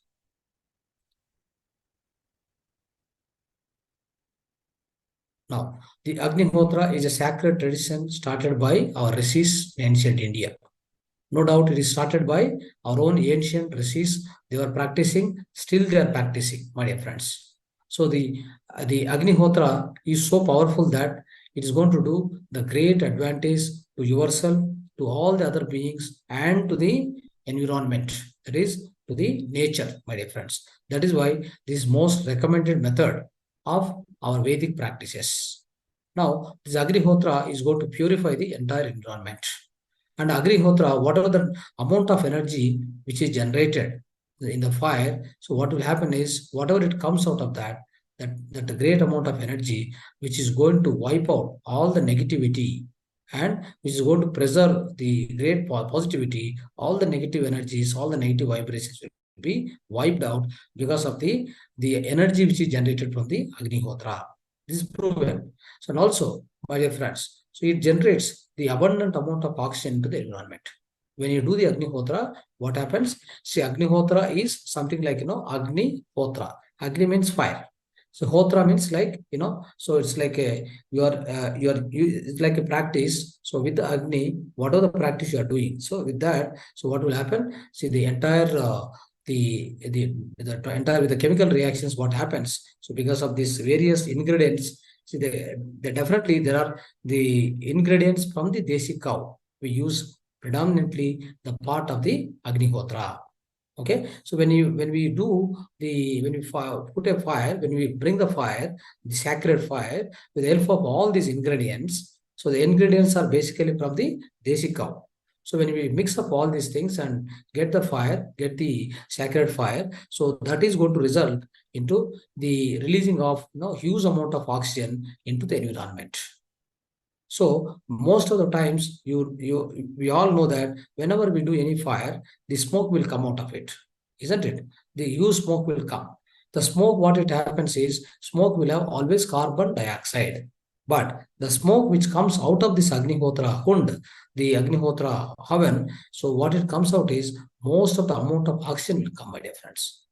If one person does Agnihotra in his own house, right, one time or two times, so that's the process will indicate here. So what will happen is you will be able to generate the amount of oxygen is abundant. That is 1 ton oxygen will come out into the environment. Just one person does Agnihotra in his one house, one time at least. Okay, so that is the power of Agnihotra, my dear friends. So let's understand what Agnihotra set consists of. Agnihotra set will be having pyramid shape copper oven, one stand will be there, one copper spoon will be there. Akshata means bija. Bija will be available within your house, no doubt. Okay, and copper small cup will be there. Store the A2 ghee, right? Camper is actually is required in order to fire, in order to start the fire. Okay, and one manual also will be supplied how to do that, and pure A2 ghee will be required, and also desi cow dried dried dung cakes are required, my dear friends. So these are all the various the various parts of the the particular Agnihotra kit.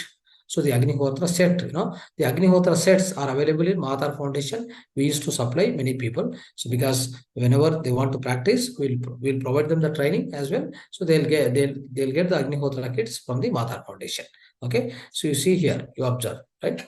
So this is if you see the thing, you can see here, right? So this is the Agnihotra kit. How's it? Now, this is the basically. Is it visible to you? This is Agnihotra. Okay. So Agnihotra kit, like a inverted pyramid, like a more or less like a inverted pyramid, my dear friends. Inverted pyramid, like this. And it will have a small fork, a small spoon. All these are made up of copper. Okay. And like this stand is also there for keeping the Agnihotra good on this. Okay. This small stand also will be there like this. So this how, so all these things are available for all the Agnihotra set, my dear friends. Now, so let's understand more about this. Agnihotra pressure. How do you do the Agnihotra, friends? So the procedure, let's understand more. Okay. So what will happen is whenever you take cow dung cakes, you divide. You make small pieces, put some pieces horizontally, some pieces vertically in the that copper kund. Okay, putting those, one some vertically, some horizontally, and one cow dung cake you take. So take the ghee along with that, and then put the your camper is there, no? So camper, you light it with the help of a candle or whatever. Then that light, you have to give it to the that particular cow dung cake with the the ghee. And also put the ghee onto the other cow dung cakes which you kept inside. Okay, with all these things, now slowly you have to start the fire. So when you start the fire, then they start burning. So they start burning, and which are all the things burning now? So cow dung cake, maybe a camper is not much very important. The cow dung cake and the cow ghee, the A2 ghee, both are burning together. Okay, so when they are burning together, they generate lot of amount of oxygen into the atmosphere. Okay, at the same time, when especially in cow dung cake, friends, there are a lot of nutrients are there. The great amount of nutrients are available within the cow dung cake. That is the specialty of the desi cow. Cow dung means there is only the desi cow dung cake, and ghee means there is only desi cow ghee. So don't get confused with the other other cows. Okay, right. So now when you do all this, my dear friends, what will happen? So now that is the thing you do. But at what time you have to do? What are the timings to do this Agnihotra practice, sacred practice? So basically, morning and evening. That is sunrise and sunset. Especially there's an app to indicate what is your sunrise time, what is the sunset time of your particular area. That means wherever you are living in India or abroad, wherever. So that area, if you put a pin code, you will get the sunset time, sunrise time. That particular time only you have to practice this Agnihotra. Okay, so if we practice like this, so it will be more effective, my dear friends. That is the time. Morning will be 6 o'clock, for example, 6:05 or 6:10. Evening will be 5:55 or 6. So like that, it happens depend upon your area. Friends, so what are the medicinal practices of medicinal properties of Agnihotra? So this Agnihotra renew the brain cells, revitalize the entire skin, and purifies the blood also. Many people who are normally allergic to the smoke experience, but they get a great healing effect, by sitting near to the Agnihotra. Imagine. So somebody will be suffering because of many allergic. They feel allergic for the any kind of a smoke or any kind of thing. So they'll be relieved, and their allergy will be removed if they sit close to the Agnihotra atmosphere. And also, see, especially Gopal gas tragedy, my dear friends. So this happened, the tragic incident happened in the 1980s or so, right? So what happened is that time all the people died close to the factory, and one family very adjacent to the wall of the this factory, they survived.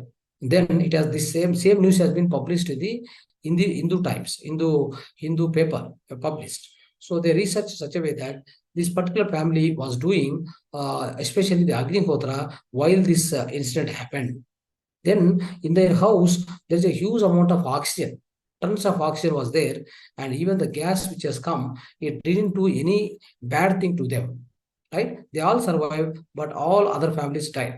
So that is the power of Agnihotra, my dear friends. It supplies huge amount of oxygen. That oxygen, whatever the oxygen goes out of the out into atmosphere, it does help for the various, like many of the animals will be getting, many of the other species will be getting advantage, and trees also will get benefit. So likewise, what will happen is, so mostly the entire environment itself will be purified because of the Agnihotra.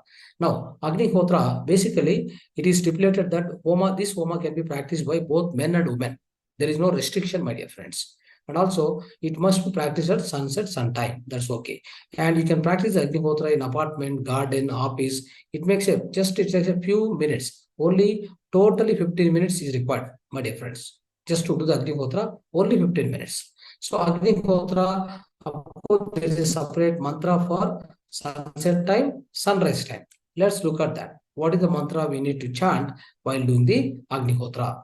See, now you have brought the entire thing into fire. That means fire is going on now. Exactly by 6:65, your fire is ready now. So you also have a small vessel where your bija, that is akshata. So that is unbroken rice or something was there. On that small, so little ghee you apply and mix it properly. So five unbroken rice keep separately, another five broken rice keep separately, because you have to offer this akshata two times. First ahuti, second ahuti. Now you see, first ahuti, that is we are doing the Agnihotra in the sunrise time. So let me tell you one mantra now. Suryaya Swaha, Surya Idam Namaha. So that's the first ahuti. When you are putting the first ahuti into the fire, okay, so that Agni, then this is the mantra you have to chant. While chanting this mantra, you should offer this bija to the fire. So that is sacred fire. Okay. Now, so the second, that means other five bijas, five unbroken rice mixed with the cow ghee. So it's also ready to put into the second time. So that is second mantra is Prajapatiye Swaha, Prajapatiye Idam Namaha. So this is the second mantra. We need to chant and put the second ahuti. That's the sunrise mantra, my dear friends. Now, sunset time also, there are two mantras. Same way, first ahuti, second ahuti. First ahuti, what happened? Agneya Swaha, Agneya Idam Namaha. That's the first ahuti. Second one is same thing, like above. Prajapatiye Swaha, Prajapatiye Idam Namaha. That is the second ahuti. So, likewise, friends, sunrise time, sunset time, these mantras must be followed. Okay, if at all you have time, you can also chant the Gayatri mantra, which is also will be very powerful, my dear friends. Now, what is the conclusion out of this Agnihotra practice which we learned today? So this is, the research has indicated such a way that it will neutralize the entire whatever the harmful things are available in the atmosphere. Not only that, any kind of poisonous gases which are existing in the atmosphere also will be neutralized. That is why whenever you do Agnihotra, you're in your house, entire negative vibrations, all any kind of unnecessary gases, anything exists in the atmosphere, it will be purified. The pure amount of oxygen is available for you now, and you'll be always healthy, my dear friends. So not only that, it prevents some poisonous insects and mosquitoes entering into the house also. So that is the power of this Agnihotra. Okay, every day if you do. And Agnihotra, especially, friends, so they do practice the Agnihotra very widely in Australian country. It is actually originated from India, but we don't practice much. We lost this practice. We lost the connectivity. But Australians found much more importance. They do homa farming. What is the homa farming, friends? Using this Agnihotra, that vibhuti, that ash comes out, right? So the ash, what they do is, so ash, taking that ash, mixing in the water, so they supply that water as a, so like chemical, like a fertilizer, whatever the fertilizer you give for the plants, right, in the farming. So likewise, you can supply the water, mixing this ash, then it is definitely a great manure. It works like a great manure. At the same time, so mixing this, converting into more and more liquid form, then spray onto all the plants, then it works like a pesticide. So okay, so this is how it works, my dear friends. Okay, so a very, very powerful thing, especially the Agnihotra. And the same vibhuti, what it comes, that ash comes, it can be used as an ointment if at all you got any boils on the physical body, my dear friends. Not only that, same vibhuti, take a pinch, put it into 1 liter bottle. Whatever the liter bottle you are carrying to your house, just a small, this much pinch. If you put into the water, virus, bacteria, everything will death, and also the water become alkaline water. It is proven, my dear friends. So that means, so such a easiest techniques are there in our ancient, ancient our Sanatana Dharma. So we have to be always proud of our own ancient and ancient wisdom and Sanatana Dharma, my dear friends. Now, so likewise, this is going to be like a wonderful thing. So the ash which comes out of this Agnihotra has got multiple benefits and various benefits, my dear friends. So that's how. So let's utilize this Agnihotra in day-to-day practices in our daily life, my dear friends. So we all have to definitely undergo this, Agnihotra, and make as a habit, daily habit for us. Okay. However, you take bath and go and eat. Without taking bath, you're not going to eat. So somehow like that, Agnihotra, after the bathing, so start practicing this Agnihotra, which will give you so many benefits. So from the small to the bigger, all the benefits you will get in your own house, my dear friends. Okay. So friends, welcome to the home remedies concept for today. So that is as a part of home remedies, let's look at the acupressure for, acupressure for cold, cough, and sinus. How do we cure ourselves without visiting a doctor, without consuming the chemical medicines? Many of the people nowadays, they used to go to doctor or they used to go to medical shop at least in order to buy. So suddenly, they buy the tablet and they swallow it. Okay, so they consume it, but it's not easy. What you ate, that particular tablet, it is going to do a lot of harm inside your stomach. Okay, it's going to kill all the positive bacteria because it's a chemical medicine. Try to understand. So that is why most of the times go with the home remedies. Yesterday I already explained you some of the home remedies for cold and cough. That is with your food as a medicine. Already explained you. Similarly, here with acupressure also, you can cure this, cold cough and very, high cough, like a long cough, whatever it may be. And sinus also you can cure with the help of acupressure point. So let's see what are the acupressure points which we have, my dear friends. So now you see here, observe the picture in front of you, the point number 8. The point number 8 on the back of your hand, in both the hand, any hand. So on the back of your hand, so this point is particularly, so it's by pressing this, so gently by pressing this, by putting a, like a slow pressure and gradual pressure, definitely you can cure your sore throat, cold, cough, all these things will be, even the sinusitis also will become much better, my dear friends. So now, so this is the point. You see here, this is the point. Are you observing it? So this is the point you need to observe. So exactly, so this is a point, it will be like this. So in this point, especially this particular point, this point is actually sinus point and cold and cough. How do you press it, my dear friends? See here, like this. So we have to press like this. You have to press and release like this. Keep pressing and release continuously for 20 to 30 times. 20 to 30 times continuously. So by doing this, slowly applying pressure, continuously basically with the thumb, if you apply it better, with the thumb. So keep applying like this, pressing like this. So when you find a pain, when you are applying the pressure like this, you find a pain. Once you find the pain, the meaning is there is a definitely problem especially in the respiratory system. There's a problem. So that's why, so that means there's still virus is there. So that is why this pain will come. Okay, like this. Like this. Now, this is one point. Friends, the other point is here. Let's observe. You observe here. How is it? Observe here. See, this is the windpipe.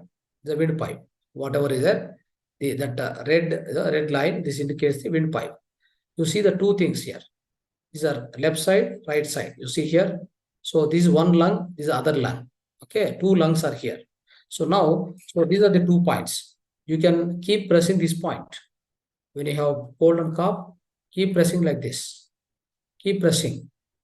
You can press, or you can take the help of other people. This side you can press like this, you can press like this, and this side also you can press. See? So other point also you have to press. So both the points you can keep pressing. These are the 2 points. 2 lungs are here. The right side, left side, and the center is that windpipe. Okay, so that's what you need to do. And also, because these 2 points are there, so in order to, if you are sneezing and the nose is blocked, all these things, heavy amount of cold is there. What you need to do here, these two points you have to rub. See here, 50 times. Only at this point.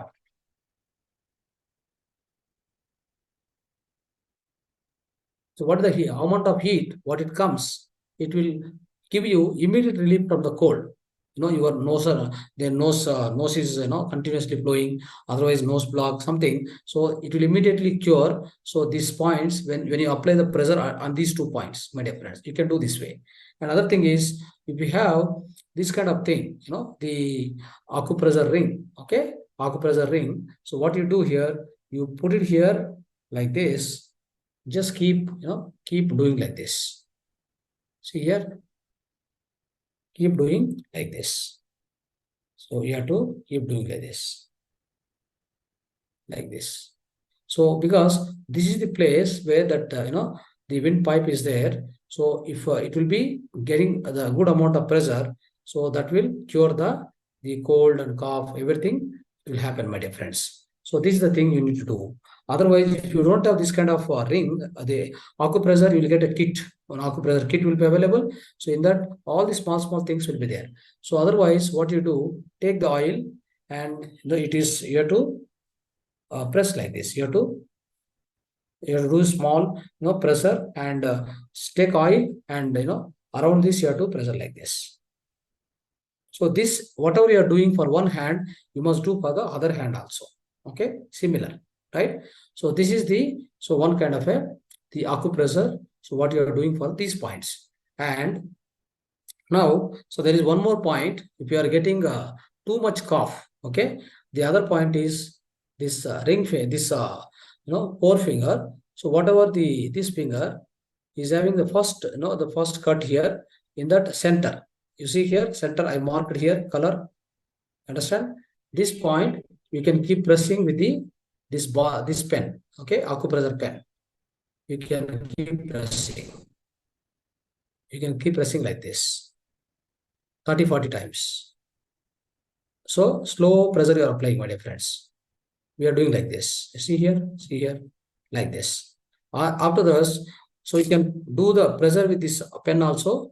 At the same time, take one small tape and put one pepper, and the pepper you exactly fix it at this point and close it.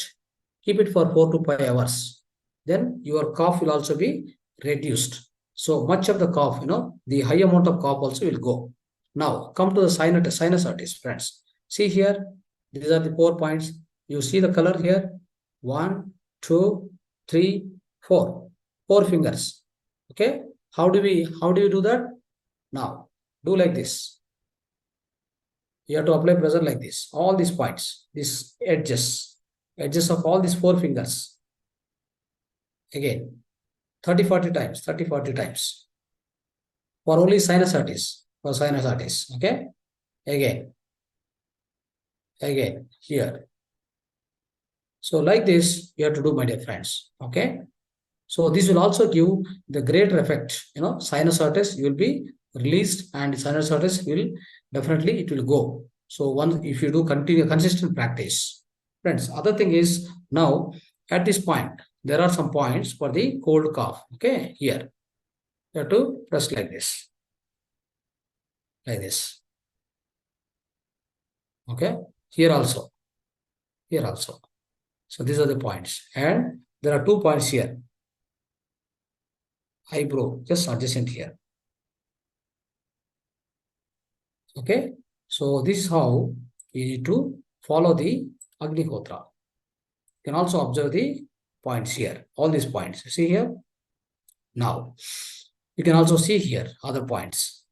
Okay, on the face, what are the points? On the, at this point, whatever I've already shown you is another point. So these are the points for cold and cough. Is also for cold and cough, like this. Okay, right.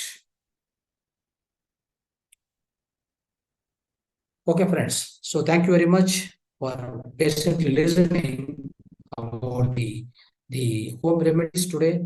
And thank you, all of you, on behalf of Mahavatar Foundation. And please subscribe our Mahavatar TV channel, YouTube channel, and share with others also.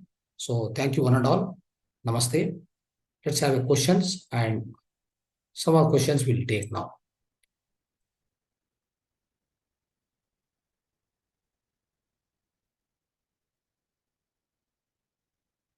Right. Pranam, sir. Pranam, yes. Is there any point for swelling, sir? Because my tooth is removed and the whole half face is swollen. So, is there any point for that, sir?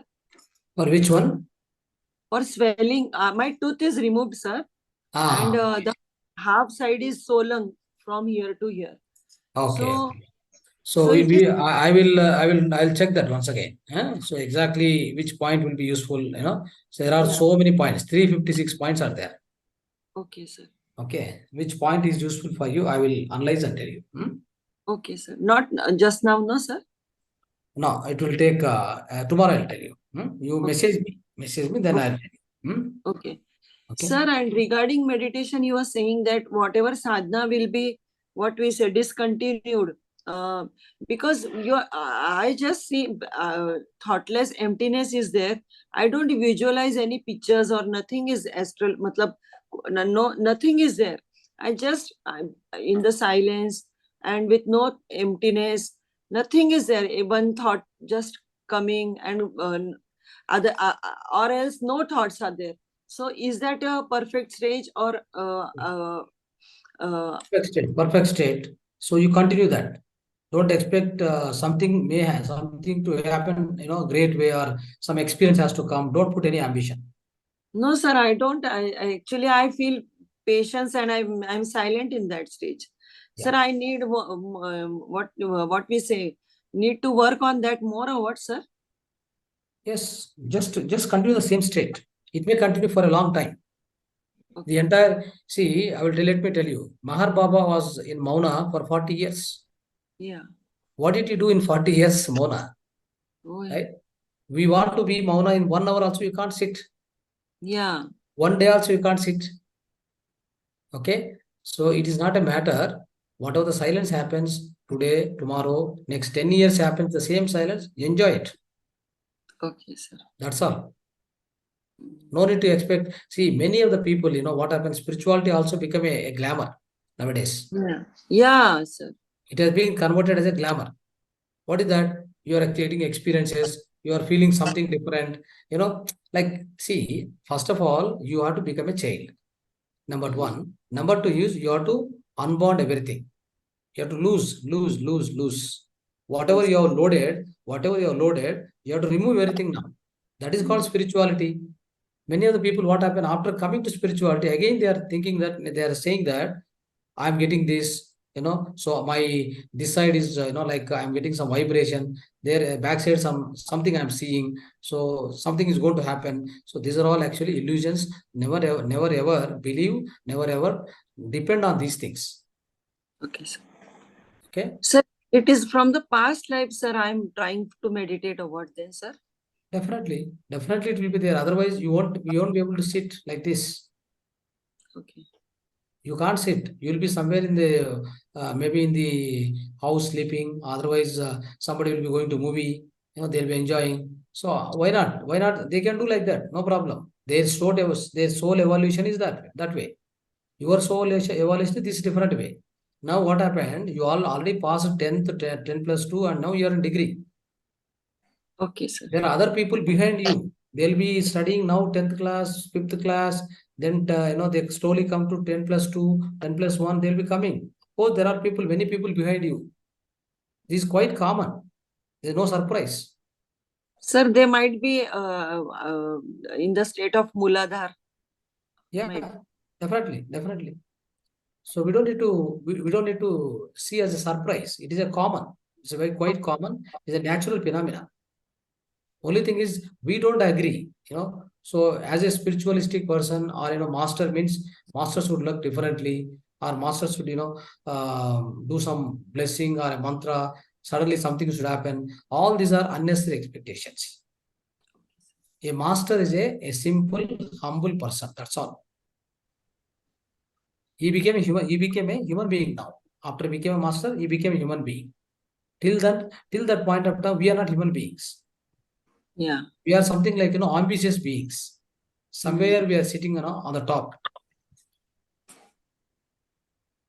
isn't it? Yes, sir. Yeah. Sir, today's session was beautiful, sir.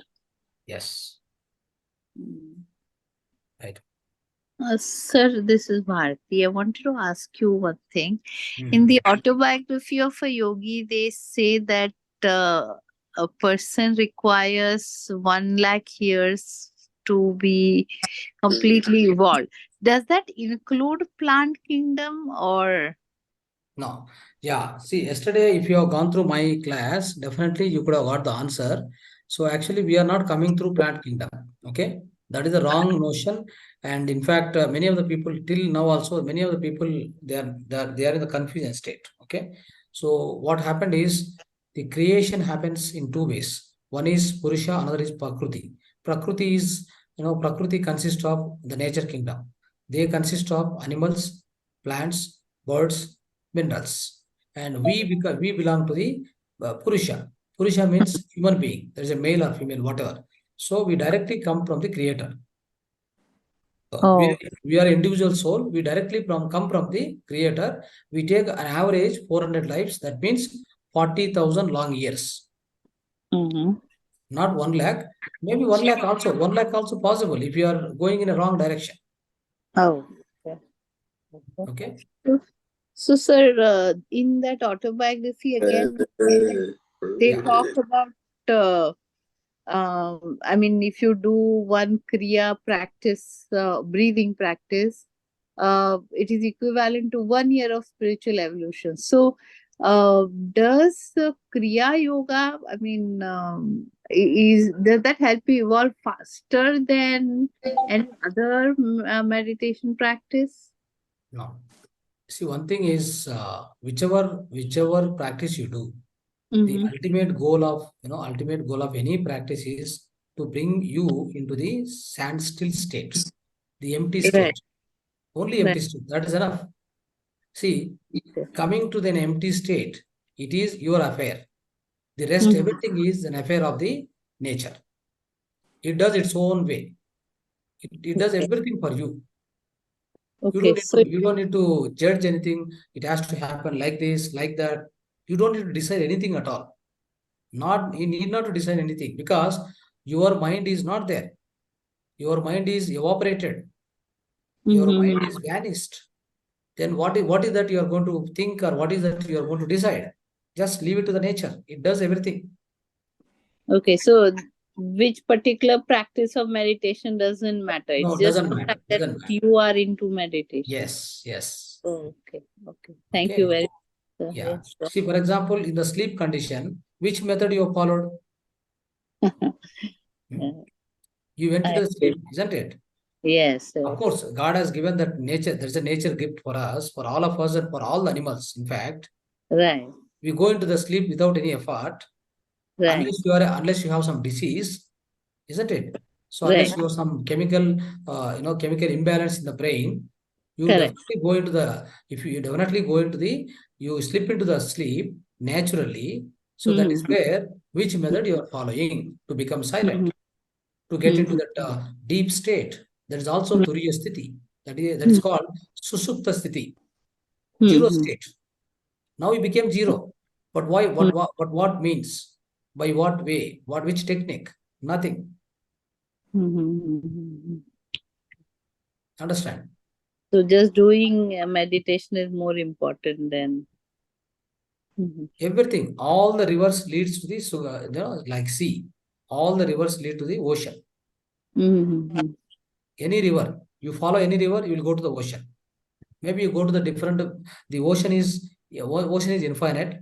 You may go and touch the any part of the ocean, it may be, but definitely you will touch the ocean. If you go through any sea, any river you follow, you reach the ocean, no doubt. Similarly, you follow any method, whatever the method you follow. Even there, that's why in Bhagavad Gita, so what are the different methods are given there? See, Karma Yoga is there, Bhakti Yoga is there, Dhyana Yoga is there, Raja Yoga is there. There are 4 yogas are there. Mhm. Through any yoga, you can go there. It's not a problem. Only thing is, through Bhakti Yoga, if you want to go, it may take 10 lives more. Mhm. You'll be doing bhajan, like Hare Krishna, Krishna Krishna, Hare Rama. Like that you'll be doing. Okay? So Mhm. in an entire day, if you do, maybe 5 minutes, your mind is silent. Like Oh. it's empty state. You feel like, oh, they feel like the empty state of 5 minutes, only 5 minutes. Mhm. But in this Raja Yoga, whatever we teach you, the Anapanasati, Raja Yoga, Mhm. this particular technique, Anapanasati, is given by Gautam Buddha. After his enlightenment, he has given. So in Mhm. this Raja Yoga, what happened? The moment you start sitting, you keep getting the silent state more often. So, is it necessary? Let's see, in a day, if you are beginning with meditation, you may not be able to meditate more than an hour or 2 hours. But rest of the time, is it necessary to be listening to bhajan, listening to some katha, or talking about, God or gurus or something like that? Is that necessary? Does that help? No, it is not mandatory. But one thing is, it will put you into the kind of a involvement. Your involvement will be more. With respect to meditation, your inclination will be increased. Your inclination towards the meditation will be so increased further. The reason being, you listen to a music. The music is again connected to your soul. Right. Okay, so you get that soothing effect for your soul. Your soul will, soul will pacify by listening to a great music, a melodious thing. Your soul will be pacified. So likewise, what happened? So more or like you are going to the closer to your closer to the soul consciousness by doing all this. Okay. So then what will happen is when you do meditation, when you really go into the meditation, so all this environment will really help you a lot. Like how pyramid will help you. How pyramid will help you by it gives 3 times more cosmic energy when you sit under the pyramid and do meditation. So it will give you 3 times more energy. So that's how it is going to help you. That's all. Okay. Thank you. Everything is environment. That's all. Environment, basically. You sit nearby the river or a bank of river and then do meditation. It's quite different, quite powerful. You sit, somewhere in the dense forest and do meditation. It is quite powerful. If you sit in the full moon day night, throughout night you sit and do meditation, it is quite powerful because that is an environment. That's called energy environment, basically. Thank you very much, sir. Very nice. Thank you. Thank you. Sir, namaskaram. Yes. Namaste. Yes. Sir, in Hindu mythology, we say that only Veda Purushas are supposed to do Agnihotram. Are females allowed to do? I'm just, because since you said, I just wanted to clarify. Definitely. Everybody is eligible, ma. Actually, Gayatri Parivar, Gayatri Parivar in Rishikesh, Haridwar. So there, Gayatri Parivar is there. They have really researched a lot and they have done huge work on the so-called Agnihotra. Okay. You search in the Google also, you'll find out. So Gayatri Parivar, Samsthan. Okay. So that's where I also visited. And, I have gone through everything. So I know very well. Even Akkalkot Samsthan. Akkalkot Samsthan. So from there also I got knowledge. Okay. So that's how by learning all these things, so it is definitely is allowed, through Vedic way only it's allowed. Both can practice. Both must practice. And sir, that any Vedas to be chanted or only those mantras which you said? That's all. Those mantras, only those mantras. Only one, justly one. Yeah. That is Surya Swaha, Surya Idam Namaha in the morning time. Prajapati Swaha, Prajapati Idam Namaha. Evening time, Agneya Swaha, Agneya Idam Namaha, Prajapati Swaha, Prajapati Idam Namaha. That is that set of these two mantras. That's all. Only one time you have to say and do Agnihotram and complete. That's all. Yes. Okay. That's it. And we need to offer some prasadam also, am I right? No, not prasadam, basically. So that's what I will send you the video also after this class. Okay. I'll be forwarding the video also. You just once again you follow that. Sure. So that in that video, some other person will be explaining by showing all the things and all, how to start, because I don't have the cow dung cakes, I don't have so-called cow ghee right now with me. So in order to show you, otherwise I could have shown all that to you. I used to teach my grandson for that sacred ceremony. I used to do Agnihotram every day evening. He was doing. I was only with him and teaching him. Nowadays anyway he is not doing. So what I thought, I really wanted to do, but being a woman, whether we are supposed to do Very much. You have to do, no doubt. really loud. Sir, I really inclination was there for me to do from many years. But I feel then again from the ancestors, from the family, people started saying we ladies are not supposed to do so. I don't do that. But anyway, now since you said, I am very much interested. Sir, Yes. one more inquiry regarding this. We need to do every day regularly, right? Yes. Suppose Every day. we are traveling out of station somewhere, then if we discontinue, is that fine? No issue. No issue. There won't be any issue if you discontinue also. If possible, I can continue wherever I am going. Yeah, wherever you are, you can carry only a small bag, no? Small bag. This is just a 6 inch, this one, Okay. only 6 inch, right? So it is Okay. very much possible to carry anywhere. Okay, like I this. have an Agnikundam with me, but it is a very big one. No, For you can buy the kit from Mahavatar Foundation. We will okay. supply it. You buy it, okay? So I will send the contact details. You can everybody can buy that, no problem.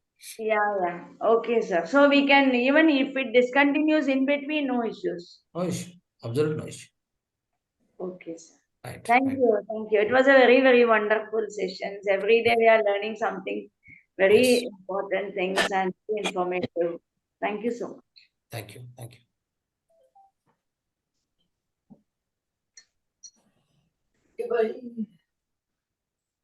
Right. So friends, any more questions? Please ask. Otherwise, we will close the session now.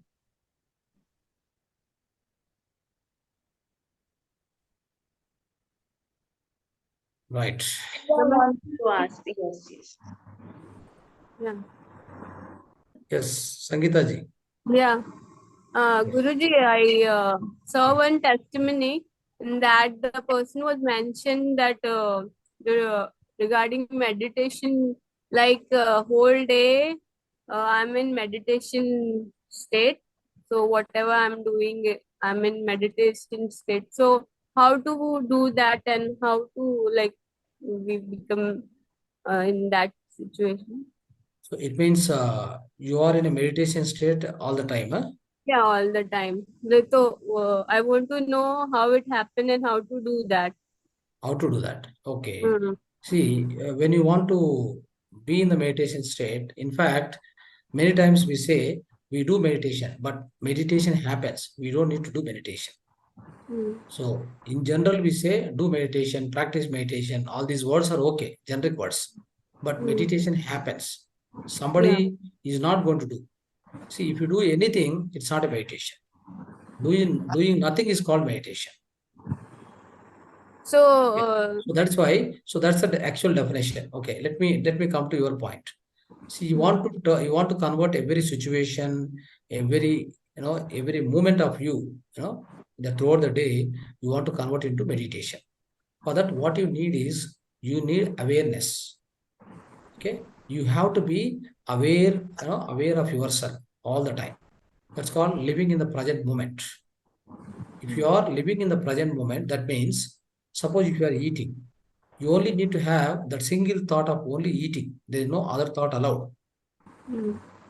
Okay. If you are cooking, you are completely involved in the cooking process. There are no other thoughts. There are no other thoughts and no other avocations, and nothing should come into your mind. Then what happens is every situation, every moment is a meditation for you. Your walking is meditation, right? Your walking is meditation. Eating is meditation.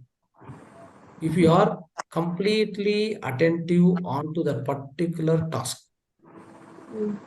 that you have to practice. It will come by of course, when you are doing meditation, this will obviously come. See, you observe any meditator, he'll be cool enough. He'll be handling every one at a time. He'll be handling one at a time. Of course, if you want to handle 10 at a time, also you can handle, no doubt. But he'll be when he is when he is at his work, particularly, he will be handling that particular task at one time. Then the efficiency and the productivity and the output of that particular task will be definitely marvelous. Okay. So how to practice that? Because daily life This it is, is yeah, that's correct. That's why, but you have to, that's why I'm telling. Come always, become aware of yourself. Always try that. So as much as possible, whenever you sit idle, try to just observe the breath. Then you become aware of yourself. See, why we say observe your breath, at least by observing your breath, you become aware of yourself. If I, instead of giving a breath to you, if I give a light, if I give a candle, if I give a guard, if I give something stone, if I say that keep observing that and do meditation, then what will happen? Your whole thoughts will be developing on that. Mm. When you will come inside, you will not go inside. See, many of the institutions, most of the times, what they teach you, they may not allow you to go inside. That is because of for their benefit it is. Here, we don't have any benefit. We wanted everybody to go inside. Mm. That's why we give something like, in a PhD, what we teach, right? We try to teach you whatever they teach in PhD, we teach you now. The other places, what happens, they try to teach you 10th class subjects or otherwise, maybe 11th, 12th, like that. The reason being, so they have their own set of goals. But our goal is different. We want to make everybody to go inside of them. Okay, without any further delay. Right? Because we know the method how to make you to go inside.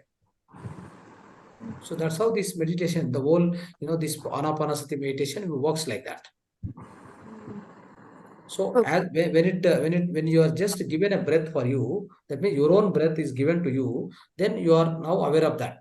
When you are aware of that, you are aware of your body, you are aware of that, you have mind and body. So something, somehow in that the context of time when you are sitting in meditation, you are aware of yourself at least that particular time.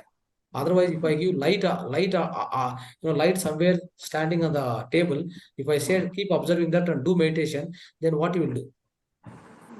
You'll be outside only, you cannot go inside. There is no question of going inside. Even that is true with respect to the praying God also. If you sit in front of God, stone is there, the stone, you are observing the stone, you are seeing the flowers, how is it decorated. So all these things, you are doing everything. That's again, a mind game. It's a mind job. You are allowing mind to work further. When you are allowing mind to work further, then yogaha chittavati nirodha, Patanjali says. Where does it come into picture? It won't come into picture. Yogaha chitta vritti nirodha, Patanjali says. So that means our chitta, our mind, we want to make it empty. We want to make it zero. Then only the yoga will happen.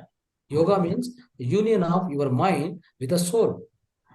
Your own mind should be merged into the soul consciousness. That means your mind should be zero, then 0 plus anything, 0 plus soul is equal to soul. A man minus mind is equal to God. A man minus God minus mind is equal to God. This is how it works.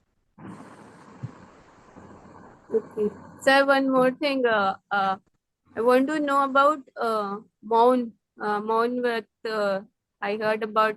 So, how to practice it and how it is going to help in spiritual journey. And because when we are more Maun, we mostly lots of thought at that time. Lots of thoughts come. So, how it affect our spiritual journey and how to practice that. How to do that. Yeah, Or see sometimes what happened. Mauna is also helpful for the spiritual journey, no doubt. How it is going to help? See, when there is zero in your when there is a zero in your mouth, that's called mauna. When there is a zero in your mind, it's called, then there is a zero in mauna, zero in mouth, and zero in mind is called dhyana. That's all. So zero in mouth, zero in mind is called dhyana. When there is only zero in your mouth, that is called, that means nothing is coming out of your mouth, that's called mauna. Okay. So when you do mauna, what happens? See, most of the time while speaking itself, I lose a lot of energy. Now I've been teaching for last 2.5 hours now. I'll be losing a lot of energy. Of course, I know how to gain the energy from the nature.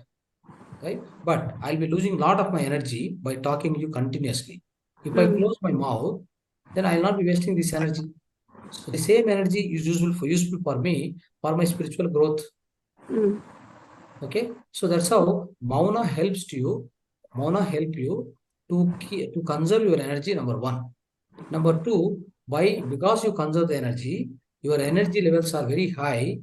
Okay, later point of time when you open your mouth, so the words will be very strong. It will purify it will purify your own words. You will become a powerful speaker. Whatever you say, it will happen. So that is the power you will achieve. Okay. Along with that, if you set down your mind also, see when you are mauna, there is the thoughts are running. Still, the thoughts are going through the mind. That is possible because you have only set down your mouth. Now you have never set down your mind. So then what will happen? Thoughts are going on. Because of thoughts also energy will be wasted. Energy is wasted so many forms. By doing activities, by talking, by not by listening, by talking especially, and by seeing more and more energy is dissipated. By thinking, a lot of energy, high amount of energy will be wasted only by thinking. Compared to any other thing, your thinking is going to waste a huge amount of energy. Yeah. Because I noticed nowadays, because my talking is very less. Yes. Less I talk, and when someone talking also na, that's irritate my ears, that I have to stop them, like enough speak little, like that way the nature is changing. It is So up to some time like this only. Later on again it will change. That so that is power, natural. That yeah, comes natural. it comes natural.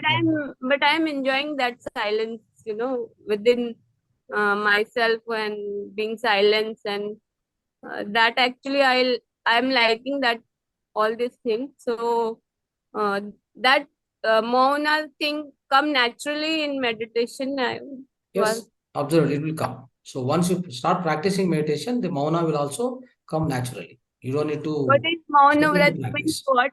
So what happens is many of the people they don't have a habit of practicing meditation because making mind empty is a very tough job. At least being in quietness of not talking anything they do. If you want if you tell somebody they'll try to do that practice. But shutting down the mind or switching off the mind and making mind empty, that's a highly critical job. Nobody is interested to do that, and nobody is able to do also properly. It needs a practice, continuous practice. Okay, that is why at least half of the benefit will come when you are in the mauna. If you go with the dhyana, you get 100% marks, 100% result. If you are in the mauna, you get 50% results. And regarding this soul journey and soul, where I'll get more detail about this, like where it is in Bhagavad Gita or somewhere, where it is, because when we'll talk about that, people ask where it is written. Like normally people ask all this thing, no? So where we'll get this information, and from where this information is there about soul journey, and about it? Is it mentioned in Bhagavad Gita or some spiritual book?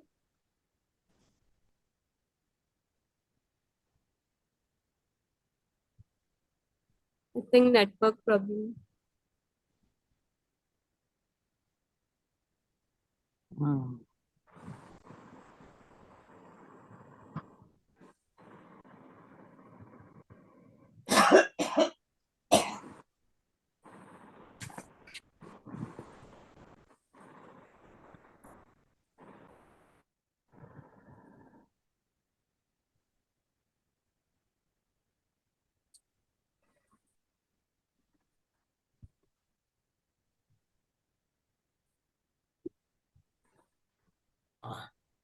Some connectivity issue, I think so. Yes.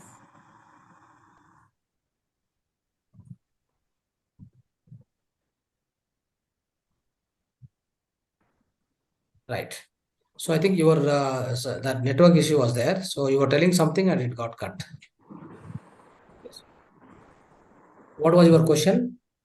Sir, I was asking. You are asking like more details on that, right? Subject. Yeah. So Where I did it. I'll forward you one copy. You just go through that once again. Yeah. Sir, I'll forward the book. yeah. Also, if any PDF you'll having PDF books Yeah. PDF. about any topic, please forward so Yes. that Yes, it will yes. also help. Yeah. So And next, send the message from your mobile number. I will have it, so that I'll be able to send you. And whenever I'll get the books, I'll forward you. Okay. Yeah. So one Thank you. question I have, sir, we were just talking about Mauna. So is it better to have Kechari Mudra? Because I'm a very talkative person. I cannot maintain Mauna. So is it better to do the Kechari Mudra? I mean, I was with Kriya Yoga before. So would that help? Kechari Mudra is also very good, Mm-hmm. provided you practice properly, all that, under the guidance of master, you practice Right. the Kechari Mudra, which is good. But otherwise, it won't be effective. So it has to be practiced under some master, and then once you get full practice in that, you can continue that. But Right. ultimately, it will help you to go into the kind of a silent mode only. Anything, whatever for that matter, anything. But why we suggest this simple format is like everybody can do this. Anytime they can do, any age people can do. See, Kechari Mudra means like I need to like that. Mm. So how much time I can extend like this? How many people can do this? That's it. So that's why the difficulty is always there. No? So that is the reason now sitting silently, crossing your fingers, crossing the hands, feet, and then closing your eyes and then observing the breath. Everybody will do. Mm-hmm. But even when we That's are it. doing this, since I was already practicing Kriya, I have learned the Kechari Mudra. So is it okay during the meditation, like Anapanasati, I do the Kechari Mudra or not No, advisable? not required. Not required. Oh, Kechari Mudra, you can practice for 2-3 minutes or 5 minutes separately. You want to experience that, So with that also, again, your mind will become empty, no doubt. Okay. okay. So Okay. your mind will slowly, it will become empty. Okay. So that you do separately, but go this Anapanasati, you continue normally. Oh. Separately. Okay. Right. So, okay, friends, we'll be closing the session. So thank you. Thanks for everyone joining this Zoom session and giving opportunity for Mahavatar Foundation. So thank you one and all. So namaste, namaste, namaste. Thank you, Guruji. Subhratri. Thank you. Thank you very much. Subhratri.